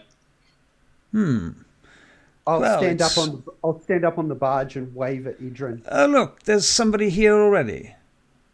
Very Yes, good. I believe that's Leith waiting for us. We should probably not want to dally much further. I'm sure It's not Brixton, very. with his extensive knowledge of the town, must have gotten here well before all of us. It's not very big, is it? This barge. No, but I'm sure it would do. I mean, any too big, and I suppose it would look a bit conspicuous. Yes. Well, very well. Do we wait until the others are here? I'm not sure I want to get on just yet. Well, I think all of them are here. I'm sure Brixton, with his many ways about the city, probably has already beaten us here to it. Well, presently you see this gnome sitting on top of the barge at the highest point on the back of the barge, with a piece of candy sticking out of his mouth, and he's chewing on it. Oh, that's right. And you see Leith sitting next to him, and there's this female elf wearing sort of half plate armor and chain and a robe over the top of that with a hood. She's one of the members of the Daughters of Twilight. You recognize her robes. And then Milford, you come around the corner. Yeah. With Drazael. So you guys see Drazael coming around the corner with Milford. Now we're within the area. I run and open the door. All right. So you jump on the barge, and for a moment the barge kind of hefts into the water and out again. Yeah. It sort of dips as you step on. And Yeah. Oh. Milford goes down and unlocks the barge with the key. And I put out a thing for them to walk so they can walk across Right, through so the you barge. move a plank over there. Yeah. All right then. So everybody gets onto the barge, I assume. Yes. Yep. Okay. And you go downstairs inside. And Hazeldrill says, "So, Milford, are we going to do this thing here, or are you going to move the barge somewhere?" I'll be moving the barge while you're doing what you're doing. Very well. And my friends will be on the outside of the barge, making sure that everything is okay, like me. I see. That sounds like a good idea. Very well. And our bodyguards, where shall they be? In or out? They'll be in with you lot. Are you sure that's a good idea, Alf? I mean, there's a lot of us, and it's not a huge barge. I mean, I wouldn't want the boat to sink or anything with the pure weight. All right. Perhaps your people have issues with such, but my friend's quite lithe, aren't you? Aren't you? What's his name again?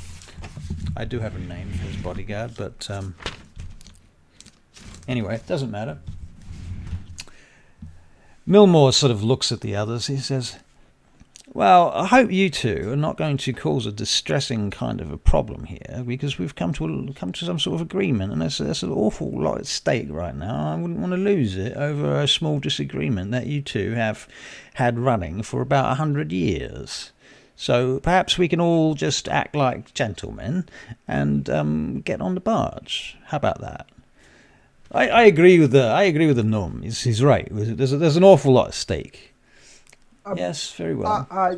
Gentlemen, who would you prefer to have protecting the barge, and who would you prefer to be in there with? Oh, well, maybe some of us go up onto shore and keep an eye on shore. Drazael and Hazeldrill both begin to start speaking at the same time, and then Milmore just kind of cuts them off, and he says, well, if I may, I would like to suggest that perhaps the best thing is for all the bodyguards, including you three, to be outside, because the three of us, I think, are quite prepared to look after ourselves inside. And also, it's not a very big room, is it? You know, it's not huge. So perhaps everybody else on the outside and us on the inside, and when we've finished our brief discussions, we'll get back to you. How about that? Is all of us being on this boat not going to sink it, though? Well, that's the point, is that you wouldn't be on the boat, would it? You'd be on the shore. Take each side. Some of us will take one side of the shore, and some of us will take the other side, so we can cover the shore. Well, I'll tell you what, you all figure it out, but for the meantime, me and these two, Hazeldrill and Drazael, we need to talk. So we should probably get on with that.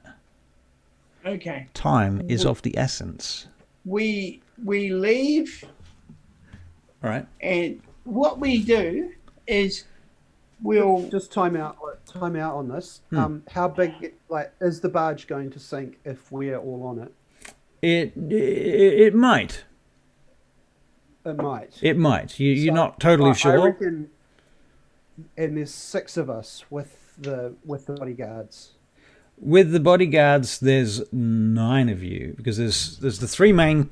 There's you guys. Aside from the 3 main guys that have just gone into the room. Right. So those 3 in the room. Then there's the 3 of you. Then there's the 3 bodyguards. So there's 9 characters. 3 that you cannot see because they're locked inside now. Yep. And you hear the door shut and lock. And we've basically got to keep them protected. So what I propose, going back in, is that 3 of us, whichever 3 of us, stay on the barge, and then another 3 of us go to the closest shore and follow, and that way we've got complete protection from all sides. Sounds good to me. We'll put their bodyguards on the barge, and we'll be the ones on the other side, you know. I think that's a good idea. I think that's probably the best plan, because then we can cut off anybody who's heading from shore to try and whatever's going on here. And if we see anything, I'll give this whistle, and that'll let you guys know. He's talking to the bodyguards that something's up to get ready for action.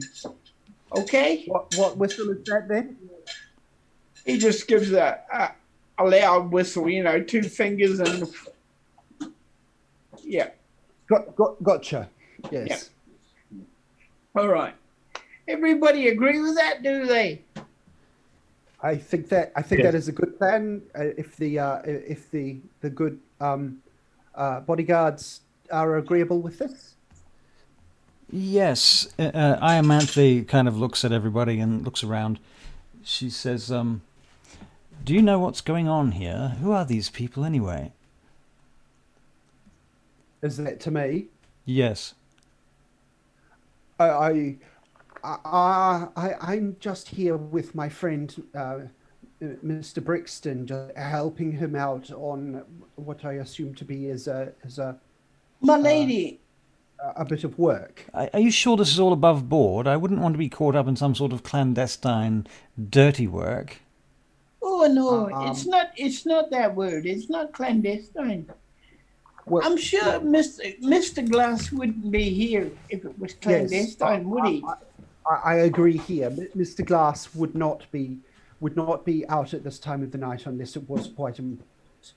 I see. All right. Well, very good. Meanwhile, the elf that's always tossing that dagger outside of Hazeldrill's place, whom you may or may not know, his name is Theron.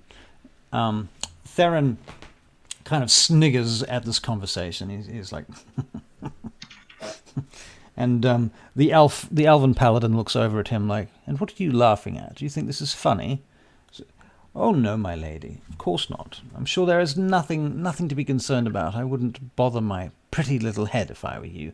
She starts to go red immediately. Did you say what I think you said? Did you? She starts to get quite agitated at that point. Now you lot, listen here. Silence, says Yeager. Takes his axe off his shoulder. I don't think now's the everybody. time for arguing amongst ourselves. I'm with Yeah, him. can we? Yes, I agree. Can we just please tone it down a little bit? We have people to protect.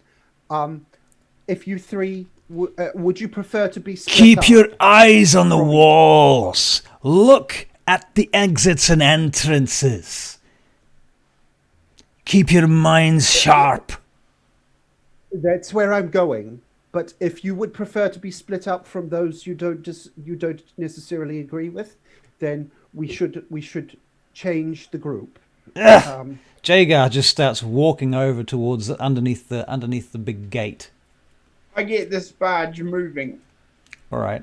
So Francis, the mule, starts dragging the barge along the water.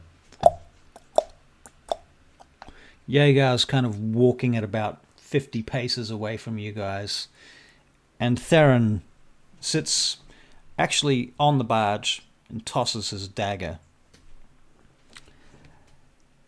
The elven paladin walks next to you, Leith. She says, "I'm not sure those two are listening to you." Well, I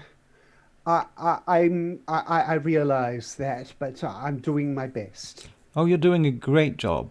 I'm with you. I'm with you. I will. Yes.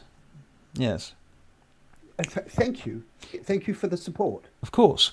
You're one of us now. You're among the. You have residence in the temple. You have our protection. Edryn, what are you doing? I'm very grateful for that.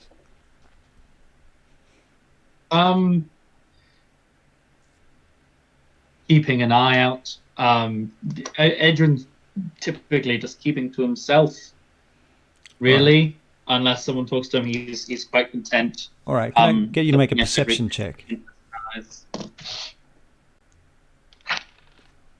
Hey, natural 20. Oh, nice. Okay. All right. So I'm going to get you other guys to make perception checks too, please. Mhm.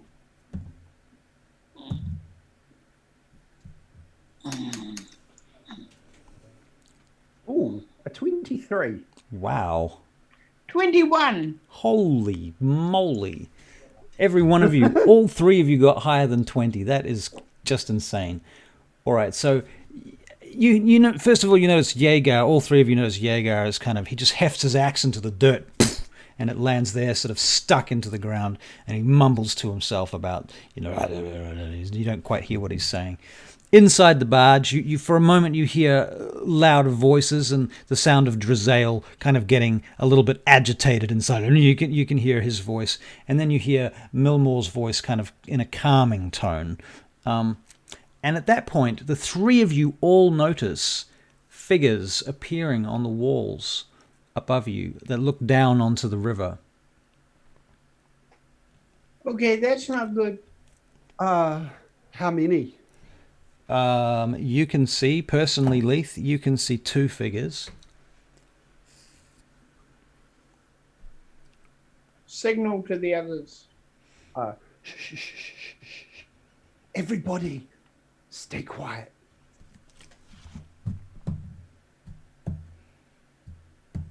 Okay.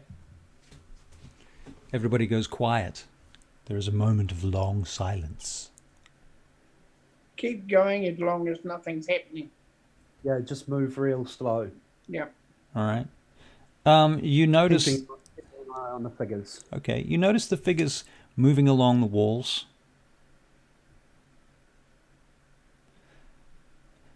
Keep going. All right. Just keep moving. Is Milford near me? Not. Is Milford near me? I'm by the.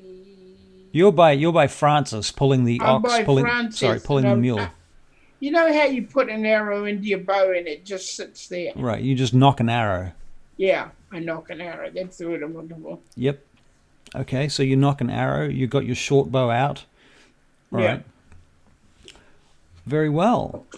And after a while, those figures, you get to the end, to the point where the wall just doesn't go any further, and the figures, they don't come out from hiding. And the boat just continues. Okay.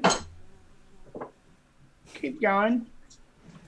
All right, so you get to the point where you're quite a bit of a way out of the main city, and you're down out on the shores of Fardal.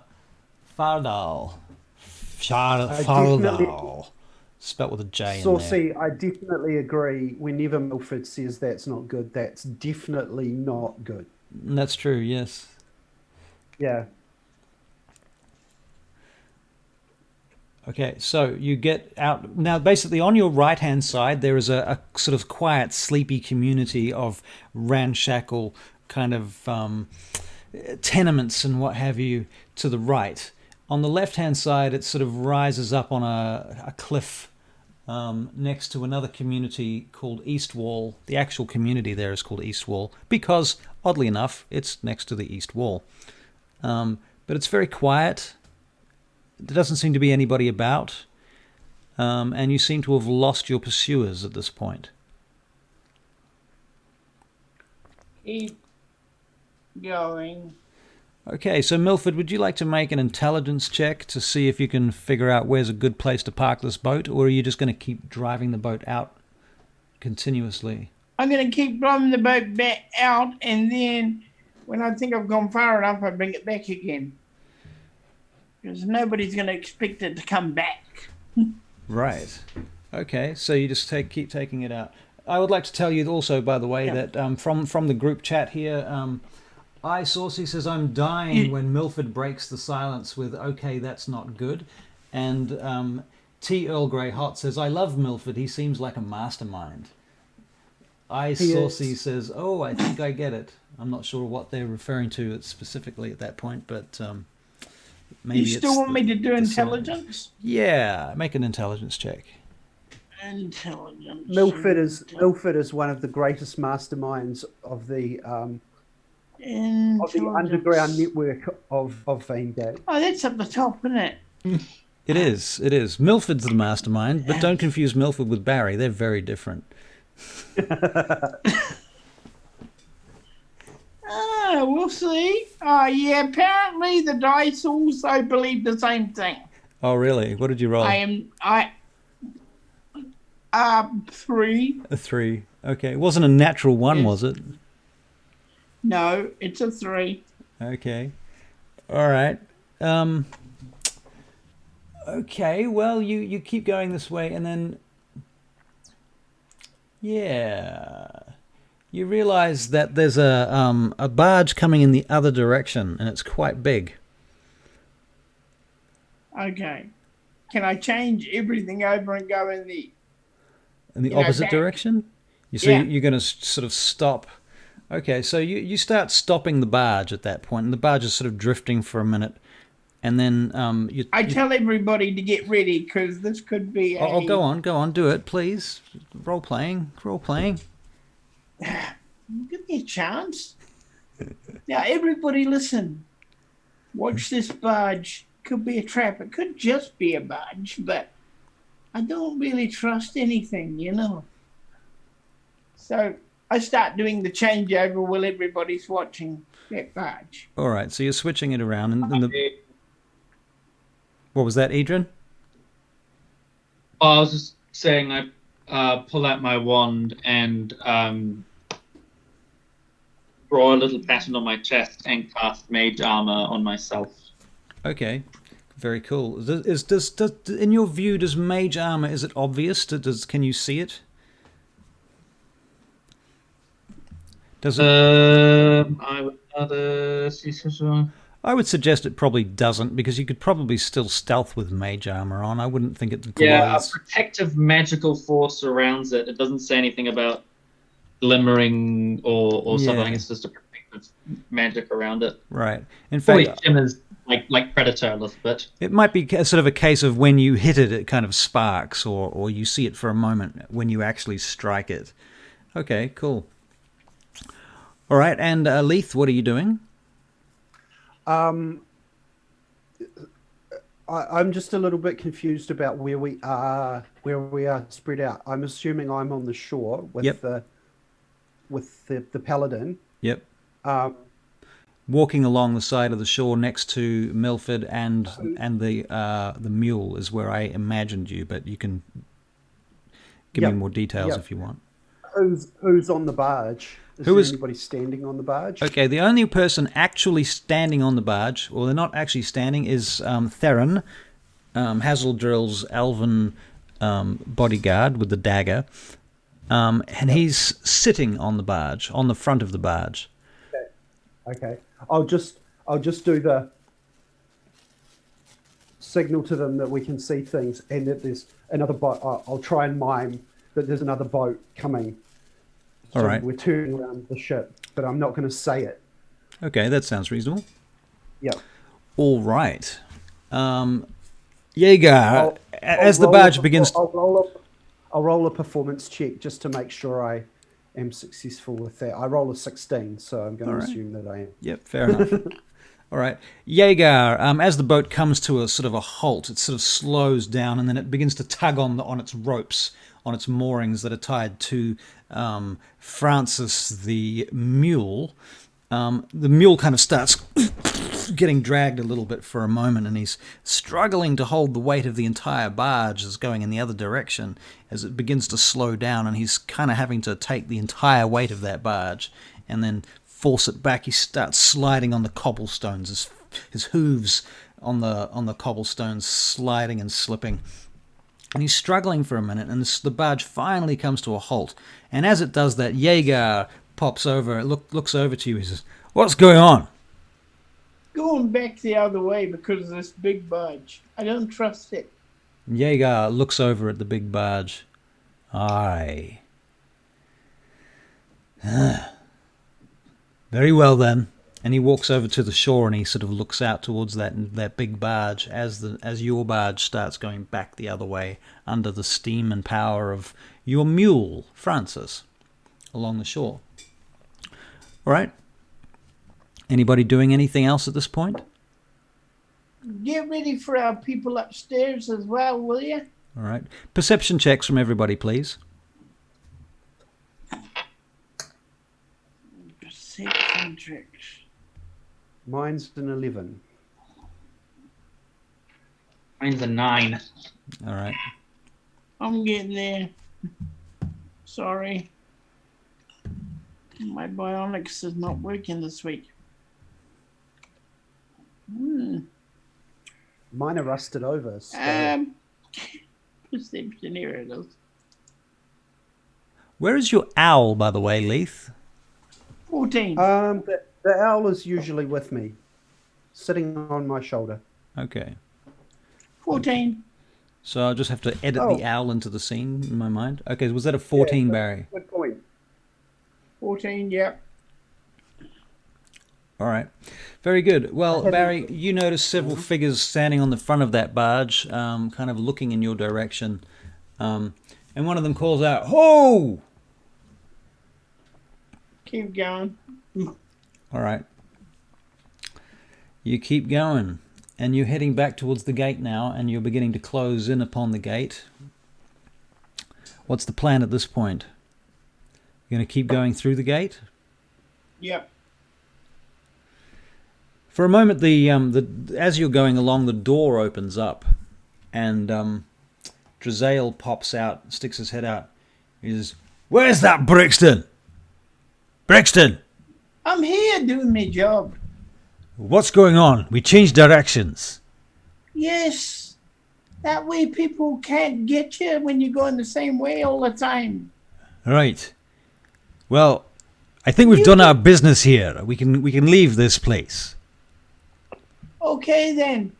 I'll take you back up to where you started the journey. Very well. You can meet with Milmore if you wish. Okay. We've decided he's the one for you to deal with. Okay, if you've all decided that, that's what we'll do then. Right. So you park the barge up and everybody climbs off board. Hazeldrill jumps off the barge. Dunk. Very, very illustrious. Thank you, Milford. Very much enjoyed the trip. Thank you. My pleasure. Milmore jumps off the barge and he looks over at you and he starts wandering off towards the road. Now, perhaps the three of you would like to come along with me.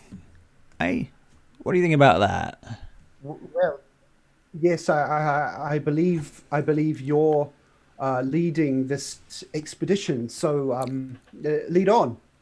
All right, then. We're going to head back to my quarters, and from there, I'm going to see what I can do to help you fellows out. See what we have on hand in the archives and the, I am the quartermaster after all.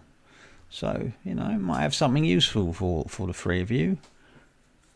Got any thoughts about that? Back Daughters of Twilight again. Yeah, I think that's probably a plan.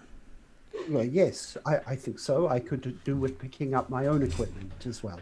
Right. So, what Milmore is actually going to do at that point is he's going to cast Pass Without Trace on the group. He says, you just stay close to me and we'll walk nice and quiet-like back through the city, and I don't think anyone's going to notice us passing through the streets. Right. Don't do anything silly, though, Right. Sure, yes. Right. Very good, then. So you guys go wandering through Vaingate, back through the Droob. You get to Cavnarum. You go through the gate, and nobody even notices you there. It's very odd. There's a strange sensation of walking past guards and people who normally would just see you without having any effect on them at all. And even the guards outside the front of the Daughters of Twilight don't notice you as you head on in through sticking to the shadows, of course. I mean, it's not entirely foolproof. It's not invisibility. But yeah, you get eventually to Milmore's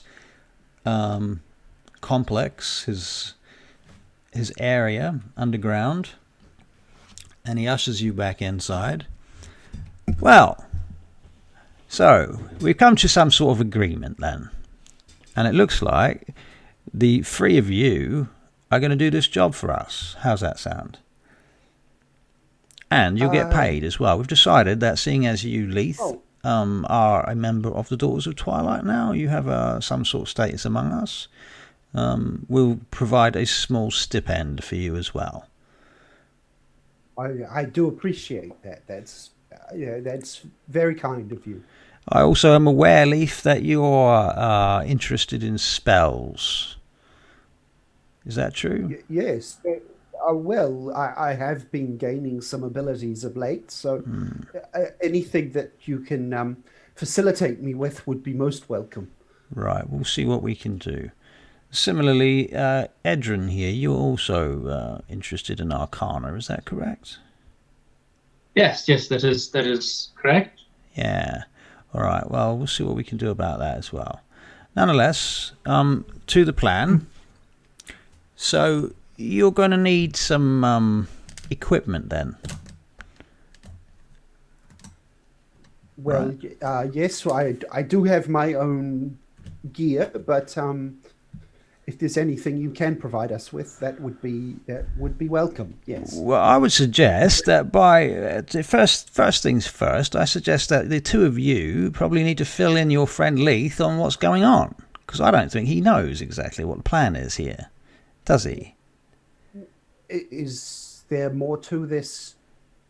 Milford Brixton, have you been leading me down the garden path here? Oh, no gardens. I don't think he intentionally led you anywhere, to be honest with you. I don't think Milford Brixton considered the fact that you hadn't been told. Actually, I hadn't considered the fact that you hadn't been told. I also think that your friend here, Edryn, is very quiet and probably should pipe up a little more. Hey. Edryn, You often yeah? you smell a lot like alcohol. That would be the alcohol. Yeah, I would say so. Yeah. So are you quite all right there? You don't look I'm very 9 well. drinks in, and I'm feeling. I felt worse, to be honest, after 5. So I'm feeling rather lucky in this regard right now. So you're basically drinking on the job. I would say so. We're not particularly doing anything at the moment. And Hazeldrill offered me some drinks before, and it would be rude to ignore or decline a host. And such a here generous- you see we get to the crux of the main issue between Hazeldrill and Drazael. You see, once upon a time, those two used to work together, and it's been a very long time. But as you can imagine, our friend Hazeldrill was a bit of a corrupter, as it were. And, you know, you can just imagine how that might have happened. Somewhat unprofessional, I believe, is the term Drazael used. So, I think you probably should start explaining the job to your friend Leith. How about that? Yes, I would appreciate a little bit more transparency. That would be wonderful. Right. Very good. Well, in the Anzal district, the wizards are pulling up part of old buildings to erect a new tower, and there was news of what they'd found. And obviously what they'd found were giant bones, which was a massive burial site, gold, weapons, magic items, jewelry, the general gist. Turns out, however, that Barachiel Envoy were also behind a little bit of this, and maybe everyone's not being so open with this. I think quite a few people in Arcanos aren't aware of this conspiring, and it seems a little bit shifty in itself. We are tasked, I suppose, with going in. Oh, Milford has a brilliant disguise to get in. Absolutely perfect. Couldn't recognize him. We go in with a wagon. We steal basically as much as we can, and then we come back, I think is the gist. I say steal. Oh, yeah. Is what we are doing exactly legal? And I look Edryn to Milford to Milmore. well, you see, I look at it this way. What they're doing is they're taking innocent, homeless people and they're turning them into zombies. And they're using them to steal the giant stuff away. Now, I think that's wrong. Don't you think that's wrong? Who exactly is the they? You remember those wizards we got involved with? Oh, the ones from the art. Yes, The yes, Tower of yes. Art. They're pretending Oh. to be. They're pretending to be. They're pretending to be kind and generous and taking the homeless, but what they're doing is they're brainwashing the homeless and getting them to work for them. Well, So I thought you I being think- the kind man that you are, you being the generous, sweet person that you are, you'd like to help these people. You're the only person I could trust to pull this off. You're not going to let I'm me feeling a down little now, bit are you? nervous about. I must say, Mr. Brixton, I'm feeling a little bit nervous about this. This not. But you're always nervous, and that's when you do the best things. Well, especially I mean, not against those those wizards. But we beat them before. We remember can the do last- it again. They beat us. They just let us go. But I tell you what, I don't think we need to be beating anyone. Luckily, I think if Brixton and we do our jobs. We go in, we take as much as we can, nothing too greedily, and then we come back and we pretend as if we weren't there, and hopefully it's an in and out. And if we're doing something illegal, they're definitely doing something illegal, and it's two wrongs don't make a right. So what's my job in all of this? Your job.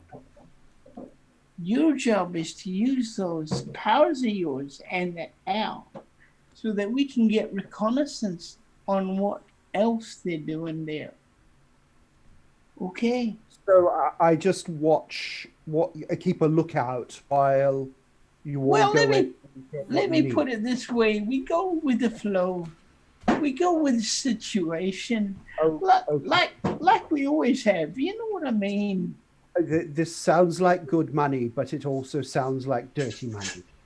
Oh, it's not dirty money. I had it green last week. Don't worry about it. I wouldn't put you astray. Not a friend of mine. Well, Didn't I I do get you trust to? in Mr. Brixton, but that trust can only go so far. And I'm going to give you the benefit of the doubt here, but if anything goes wrong, it's on your head. Oh, it's always on my head. Because we are working with Miss Glass, and I am a trusted part of the Daughters of Twilight at this stage. So I don't want to ruin their reputation. Mr. Glass only has one weakness, and that's toffee apples. Exactly. I've only got one weakness, and as he says, toffee apples. That's about it. There's not really any other weaknesses. Yes, I know they are quite nice, but are you seriously trying to that we're going for a stash of toffee apple? We're not going for a stash of toffee apples. Oh my God! What are you saying? Just think buy toffee apples. Look, do you recall, Milford and Edryn, exactly what it was that you told me earlier this evening about what you had witnessed? Like, perhaps you should explain exactly what you saw. Because if anything's going to get the interest of our friend Leith here, it's going to be your witnessing the digging out of rather large, ancient treasures out of the ground of the Ostorian relic variety. Ostorian relic variety leaf. Right. Magical do I know what stuff that means? leaf. Can you make a history check for me? Yep. And by the way, I don't know how to say this person's name, but I'm going to pronounce it Sijik. He says, the job may be wrong, but the coin in your pocket will feel so right. Oh, sure it will. Saucy says, this isn't going good, Edryn, lol. Leith being roped into this is the best. Right. Poor Leith says, tea, grey, Earl Grey hot. Sharkety Shark Bums says, toffee apples for the win. They are quite tasty, yes. Right. Actually, all money is dirty money. Really. Well, yeah. Well, that's true. I've rolled a 21 on my history check as well. Ah, okay. So Ostorian relics. Okay, so there was once upon a time a great empire of giants that ruled the world, and this was the Ostorian Empire. These giants are since, as far as anybody knows, they're basically extinct. But the city of Vaingate was founded upon an ancient Ostorian site. And so there are occasionally people dig up relics here from these ancient days. And so apparently, from what you're gathering from this conversation, is that sometime recently, the wizards of the Barachiel Envoy up in Arcana District have been clearing some rubble in order to build a new tower of art. And upon doing so, they discovered this site of Ostorian relics. And what you're kind of getting filled in on here is the idea that they've found some kind of graveyard full of not only bones but treasures from these times, burial treasures and stuff like that. somebody mentioned a great giant sword at one point during the conversation earlier, if I recall. So yeah, that's the gist of what you're getting, and it's all starting to make sense now. You're sort of putting two and two together and kind of figuring Leith it out. likes the idea of able to. Yeah, Leith kind of likes the idea of being able to record some history, find maybe something unusual, dig into the any cryptids of old lore of this area that might be part of this, might be maybe buried under Vaingate. So Right. that's the angle that's probably going to convince him the most. Right. In those, in the history of it, at least. Yeah. Right. Well, I mean, certainly, yeah. I mean, this is an opportunity to get involved directly with the uncovering of this Ostorian site. This is something that's, it's pretty unusual. Not a lot of opportunities to do this kind of thing in anyone's given lifetime. Well, yes, I'll turn to the others. Yes, well, knowing this, I am quite interested in the archaeology of this area. It is absolute. This history is fascinating. So I would like to have a look, but I don't. If we get into any trouble, and I mean any trouble at all with the law of this land, then or of the city, then I am gone.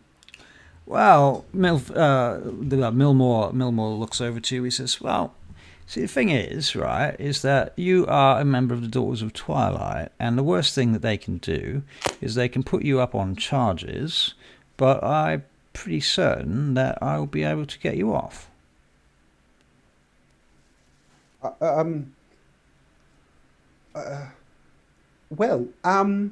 So I wouldn't be too concerned if I were you. But that being said, it certainly wouldn't be. That, Mr. Glass, but I do have some moral ground that I have to stand here. Morals, you say? Well, they've been useful to you, I take it, in the past. Yes, they have. I see. Whereabouts do you keep those morals of yours? I keep those close to myself. They keep you warm at night, do they? They do, sir. They do, sir. Yes. And they feed you as well, I hope. Are you implying that working for the Daughters of Twilight that you have none? I'm not implying any such thing. I'm only suggesting that what needs doing must be done. Mr. Leith. I see. Mr. Leith. Yes, I applaud your use of morals, and I think in most situations morals are definitely things everyone should have and use. But I have seen my entire life go by.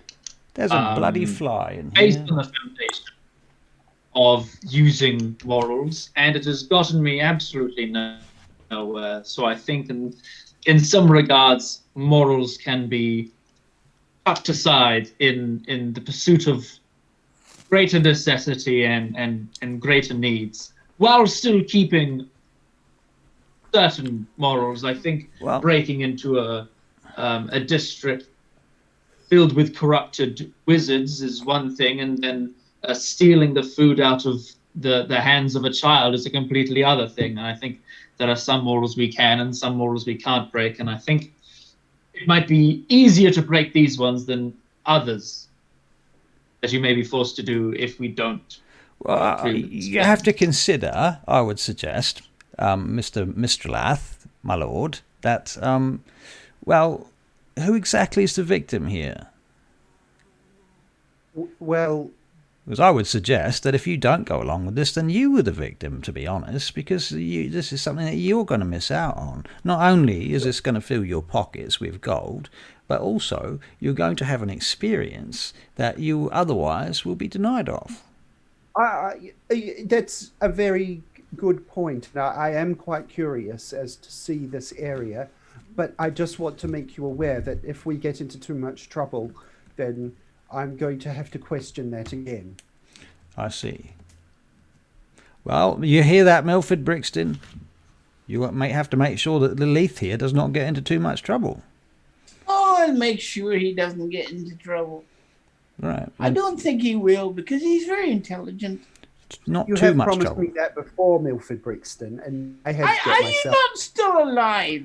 He Are has you a not point. still in one piece? You're standing here right Yeah. now. Well, yes. I Have I ever left you in the lurch? In fact, No. technically, if we're going to talk about this, didn't I literally get eaten for you almost? I mean, I know we didn't know what it was, but didn't I almost get eaten? In And fact, I got eaten, didn't I?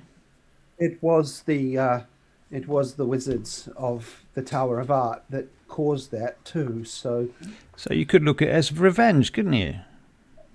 in a way, They I'm not tried- the revengeful type, but that would be some sort of payback for me. There you go. So then, what you need now is probably some assistance from me. So I'm going to suggest that I'm going to lend you some cloaks of elven kind, Oh, which you will Thank you. restore to me in perfect working order, or there will be consequences. of course. Right. And what's so special about these cloaks then? Milford Brixton doesn't know about cloaks of elven kind. Well, isn't that interesting? You're a half-elf, Milford, and you seem to be quite devoid of your own culture, it seems. Perhaps, No, but I know nothing about magic. perhaps you should ask your friend Leith here. Seems to know what a cloak of elven kind is, doesn't he? What is it? The what? What is Oh, yes, I think you do. You also know that cloaks of elven Okay. kind have somewhat banned in Zidariel Tularathion, where you originally came from, but not here. In fact, yeah, I mean they're fairly important kind of magical items to the world. Well, I would say they're quite magical, and they are used to camouflage, so that we're able to get around and fight a little better. Okay. Hopefully we won't need to fight if we do this right. And we can hide a lot easier. So I'm gonna hand a question over to the audience here. What kind of magical items do you guys reckon these guys deserve to be loaned in order to perform their mission? What would you like to see them have? What could be useful to these players in order to perform their mission? I'll give you about a minute to think about this, which is about this long. So while that's Should we? going, you guys can keep talking. He's while- given us those cloaks. He's given us those cloaks, though. He is going to give you those cloaks. That is true. Yep. Okay, I'll add that to my. I'm still going to add my perfect disguise and wear the cloak. Yep, that makes sense. Now there are only 2 cloaks, actually. Oh, No, then I'll go without. The other two can have the cloaks. That makes good sense. Does anybody in the audience thank have you an very- idea for a magic item or 2 that might be useful to these players for their mission? Because Milmore Glass is the quartermaster of the Daughters of Twilight, who are one of the most powerful factions in the world. And they do happen to have a good proportion of magic items, and he keeps them locked up down here in his vault. So he may well be able to loan them something useful. No, not getting any responses yet. Nobody has any ideas. Nobody has any genius ideas. Either that or they're typing a very long description. No? Oh, wait, something of healing. Somebody says something of healing. Well, that's not a bad idea at all. I think certainly we can arrange something like that. Do you guys think they should have some sort of potion of healing each? Perhaps might be in order. I think that is a fair call. What else are you going to be doing? What about a... Let me see. All right, well, Milmore goes off into the other room, and he comes back with a small case, and he puts it down on the table, and he opens it up, and he takes out these vials, and he says, here you go. You might want to take 2 of these each. Each one of these is a potion of healing. Right. Stick that in your satchel. Thank you very much, sir. Now, for my own interest's sake, I'd like to give you one of these, and he hands you a scroll. He says this is going to allow you to detect magic. So it's a scroll of detect magic. Who's that for? You can divide it up however you want. You guys can argue and fight about it. I don't mind. A ring of healing. Glasses with extra insight. I'm lagging, okay. Well, let me see. I think I'm going to go with the potion, because I'm not sure how to operate a ring of healing. Okay, so we have... Oh, time is up. And he takes out a gem, actually. And he passes you this gem. He says this, when you look through this will allow you to see anything magical too. So that might be of some assistance. I'm thinking that might be better than the scroll. What do you think? Let's switch the scroll for the gem. I don't think you need both of those things. The gem's going to be more kind of... The potions of healing. What level of potion? They're basically minor potions. They're 2d4 plus 2 health each. Just trying to find them on the list. I've got a supreme. Yeah. So, anyone else got any ideas? Do you have any requests, Edryn? You've studied magic, I suppose? Yes. I'm assuming we're going to be doing this mission under cover of night at some point. Quite possibly, yes. You've got 6 days left. 6 days to plan and orchestrate this. Yes, I can't see in the dark, unlike my 2 fellow compatriots. So I'd be rather useless unless I have some means of which to be able to perceive in darkness. Right. Well, by the smell of you, I've got 2 things that might assist you.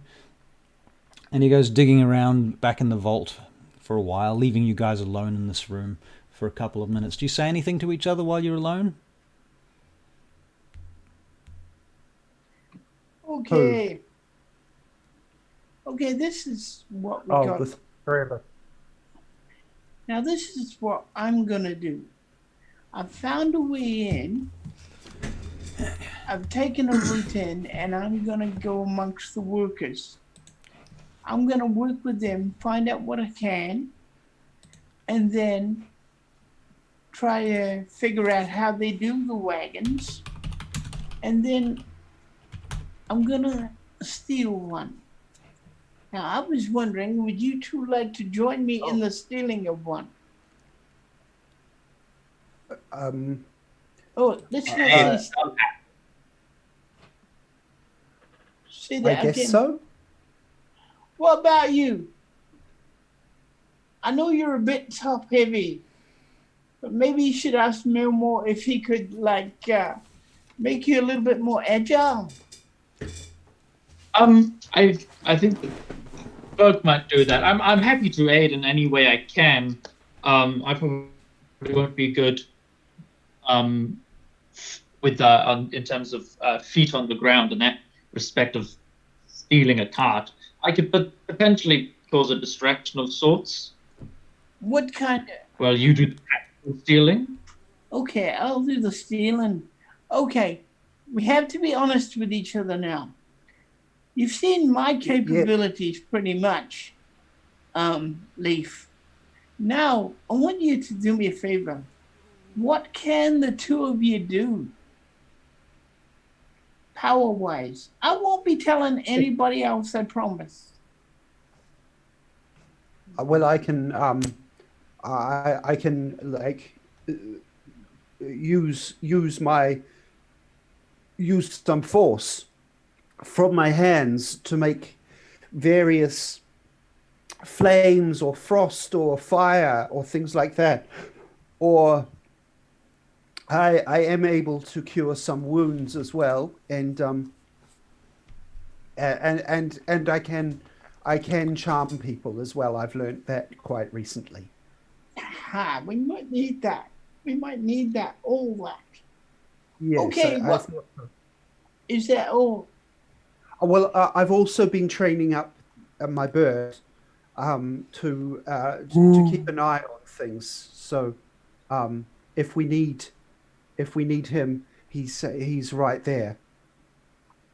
I need to be very focused. I need you to find out which gate, because Russell. Yeah. Do the carts leave the city? They do not leave the city. They head from the dig site in Anzal, through Ludivar, through to the Barachiel Envoy, and then they disappear into one of the main complexes in that area. Yes. I need you to fly out, get your bird to fly up. I need to know you. I'll automatically know the distance between that. How long does it take? By cart? Yes. About, I would say, probably 15 minutes altogether. 15 minutes. It's and that's a very that's going very slowly with a very heavy cart. 15 minutes. Okay. I mean, on foot you could go a lot faster. I'll do as I'm told though, and send the bird straight up. Oh, Yeah. we're inside, aren't we? I'm filling you in on the plan while he's going to get the stuff. Oh, right. Okay. Right. Milmore comes back actually around about this point, and he's got another bag of things, and he opens the bag. It's a small bag about this big, and he opens it up and he says, "Ring," and this ring pops up out of it. He goes, "You," and he hands it to Edryn. "You might want this, given the state of you," and he passes it over to you.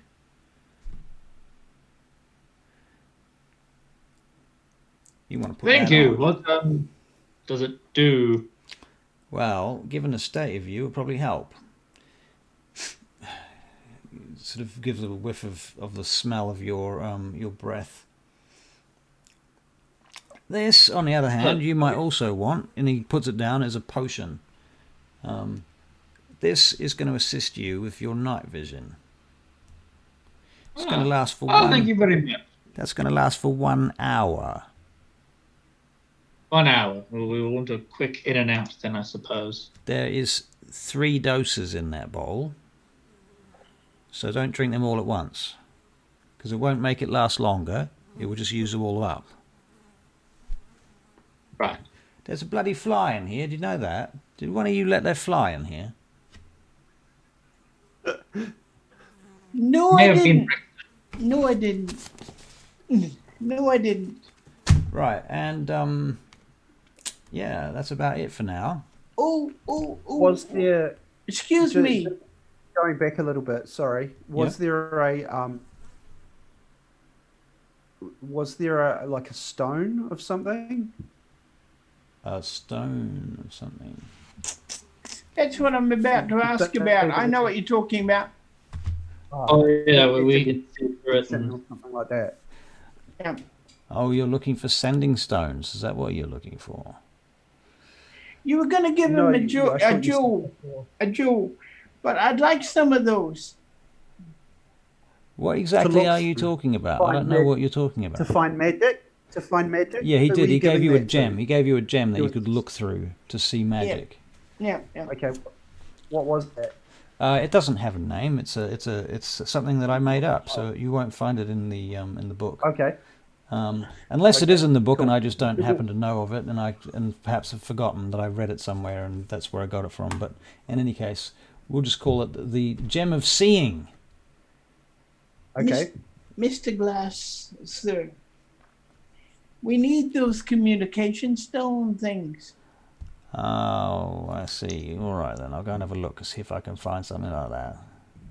All right then, stay here. And he goes off and rummages around a bit more. And he comes back a few minutes later. Now, there you go. 3 sending stones. These are going to work about once. How should we do this? Sending stones. Let me just look up sending stones, because I don't want to mess these up and have these good people on the other end of our stream complaining that I'm running the magic items incorrectly. I've already made up one new magic item, which is probably wrong. Sending stones. How does sending stones work? Right. They come in pairs, each with a smooth stone carved to match the other so the pairing is easily recognized. Blah, blah, blah.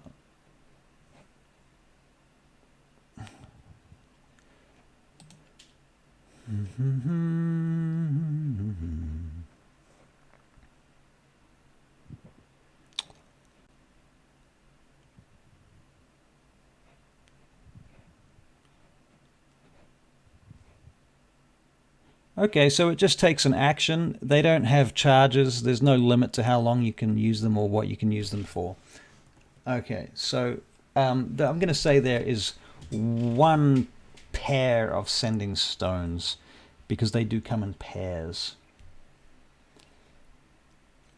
Which leaves you at a slight disadvantage because there's 3 of you. So, you know, maybe 2 of you can stay together or something like that. We can figure out how to use them when we get to the situation. Yeah. Yeah. So there you go. 1 pair of sending stones. That's all I've got. The others are all out on loan right now. The Daughters of Twilight are very busy. Thank you. Now, this ring, what exactly does it do other than potentially make me smell better? Well, you might want to put it on and find out. Okay, I put it on. Right, it raises your constitution by 1 point. Thank you. Ah, awesome. So it's a ring of +1 constitution, basically. So it's also going to raise your hit points too. So by 1 point. So just to the next modifier, or just up 1? Up 1. Okay, so my constitution would stay the same at 13. Suck. Okay, so it doesn't actually do anything for you. Oh, I'm sorry. That's fine. Would it? Well, I feel that is perfectly fine. I feel quite the same. Would someone else perchance like this ring? We could say that it takes the stench of alcohol off your breath, though. Oh, that's good. Leith, would this ring help you in any way? Probably not, but let me. Does it need attunement? Does not need attunement. Okay. I don't think so.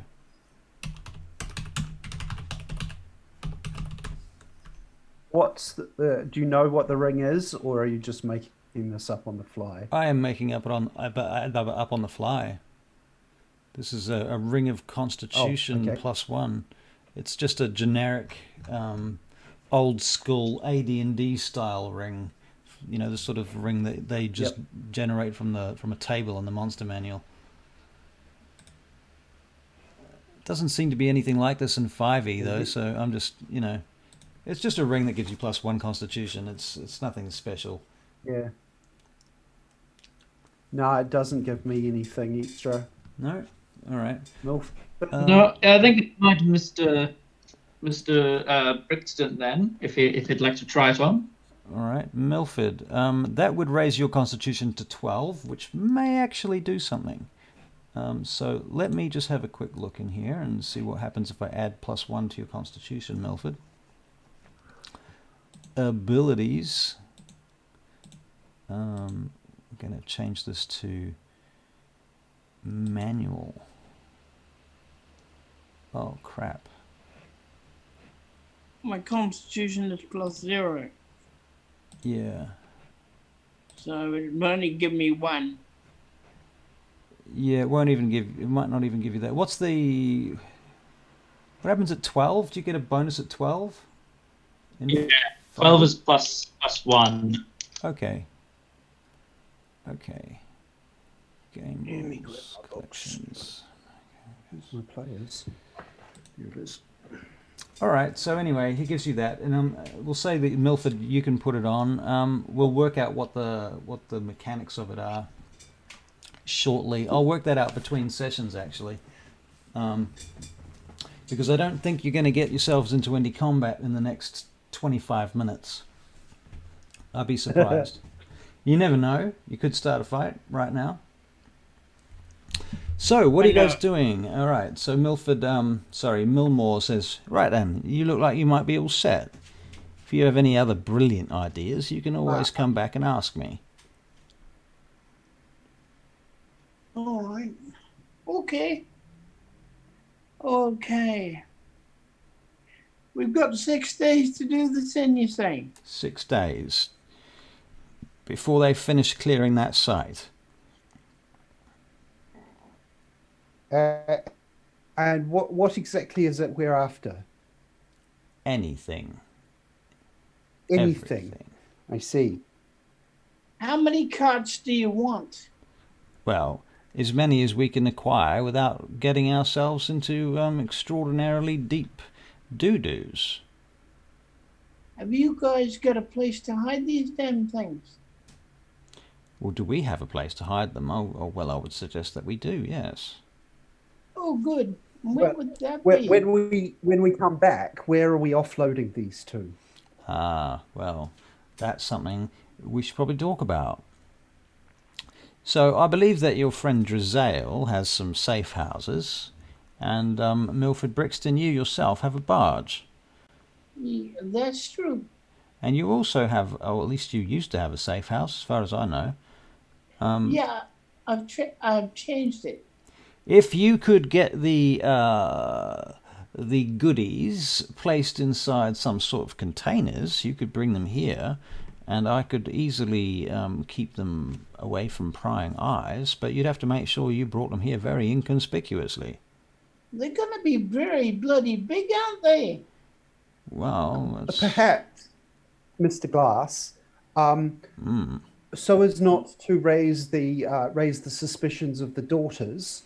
Right. Can you facilitate me with some sort of paperwork that I can get through the gates? Oh, yes. No questions asked. That much I can certainly do, yes. Yes, I can organise That would be wonderful. I'll get each of you a seal. They already recognise me, I would say. So I'm sure we can. I can get us through. Right. Well, Millmore goes. He casts Mage Hand actually, and he reaches over to the far side of the room and ruffles some papers around using the Mage Hand, and reaches in and he pulls out these 3 small scrolls, each with a seal on it, and hands them to each of you with the Mage Hand. This floating spectral hand just drops it in front of each of you. There you go. That will let you in. Now, thank you. That's appreciated. Yeah. So what else might you want in terms of assistance? can we have some time to think about it? That's a good idea. Yeah. All right then. I can leave you here if you like. If you'd like to use this room. That'd be fine. Thank you. Well, yes. Thank Maybe. Do you have any maps of the place? Are there known maps of the area? Well, yes, we do. We can. He takes you over to a table where there is a map of Vaingate, Now, out of game, do you have access to the map of Vaingate in front of you, or directly? Yeah, I should somewhere. Somewhere. It's in the shared folder, the shared Google Drive.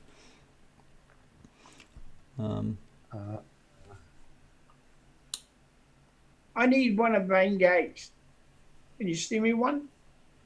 Send you a map of Vaingate. Yeah. Yeah, could you pop it into a chat or something? I can never seem to quite find it when. All right, hold on a second. I'll dig out a Vaingate map for everyone.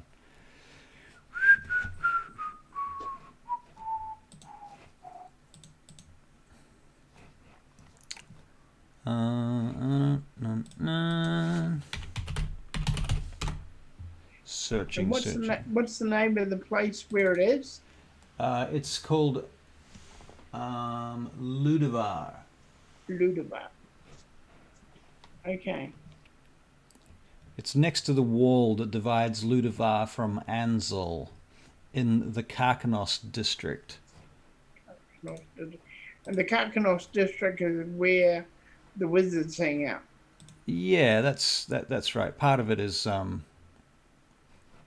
there. And the journey is, what did you say it was? Well, from Ludivar to the Barachiel Envoy is about 15 minutes by heavy wagon. Okay, and these are heavy wagons. That's correct. Chat coming up. One Mappo. There you go. You? All right, cool. Can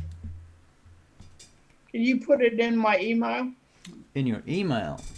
Yes. Can you put mine in my email? It's easier for me to get there. Very good. I can do that. One moment, please.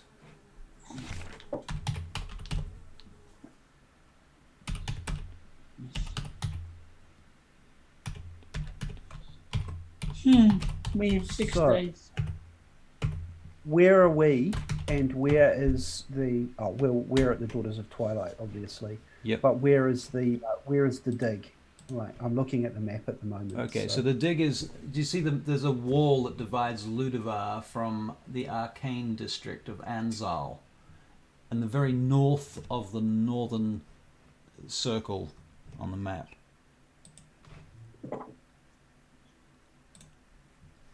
Oh, yep, we've been there. Yep. And so that wall that divides Ludivar from the Arcane District, on the right-hand side of that wall, right at the sort of against the wall itself, is the dig site. Now I'll tell you what, I may even in the next couple of days before our next game, I can throw together a more specific map for you if you so desire.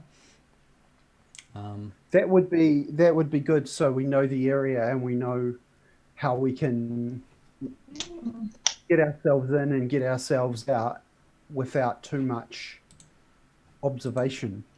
All right. The tricky bit is going to be stealing the carts.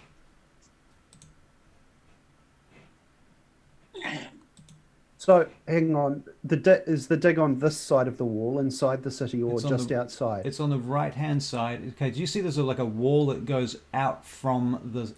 Okay, so the Carcanos District has a circle on the inside. There's an inner circle and an outer circle.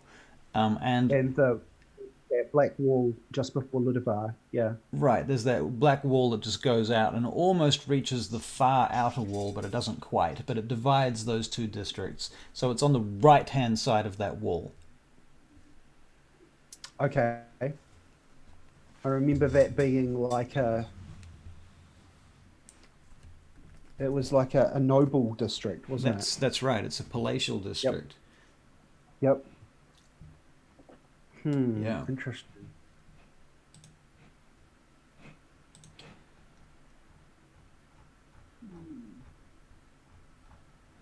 Okay. And it's inside the city. That's really interesting. Now, we're going to have to come up with a plan. You two got any ideas? Well, I would prefer to be the one sitting outside waiting for a quick getaway, but that's the entirety of my idea there. What about you?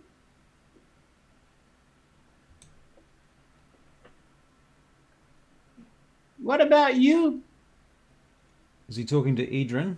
Edryn? What about you? Any plans circling in that head of yours? You guys have been a bit glitchy. I'm getting bits and part of the conversation right now. My internet's, for some reason, getting a bit funky at this time. Oh no. Well, you know what? I think that maybe this would be a good time for us to pause the game. I know we're a little bit early, but we've kind of come to a point where there's a kind of a natural lull, and you guys need some more information, mostly from me at this point. So, and now that I have a kind of a direction from you guys, and we know what's going on, I know what to fill you in with. So, how about we make this our end game for tonight? Sure. Does that work for you guys? Works for me. All right. Cool bananas. Well, thank you guys Sounds good. for coming. Yeah. I'm gonna put the pause on the stream and say thank you to Thanks our for viewing. Thanks for watching, everybody. yeah. Thank you for watching, everybody. Thank you for coming. Thank you for watching. Thank you for sticking it out. Yeah, and please give us a follow and all of that sort of stuff. And check out our YouTube channel. We have a really cool little, if I may say so myself, cool little YouTube channel that is all about Dungeons and Dragons and fundamentals and stuff like that. Not to mention opinions and other things too. So if you get a chance, check that out. And why not give that a subscribe and get more of our nonsense? So, yeah, thank you again. See you guys next time. Over Thanks, and everybody. out.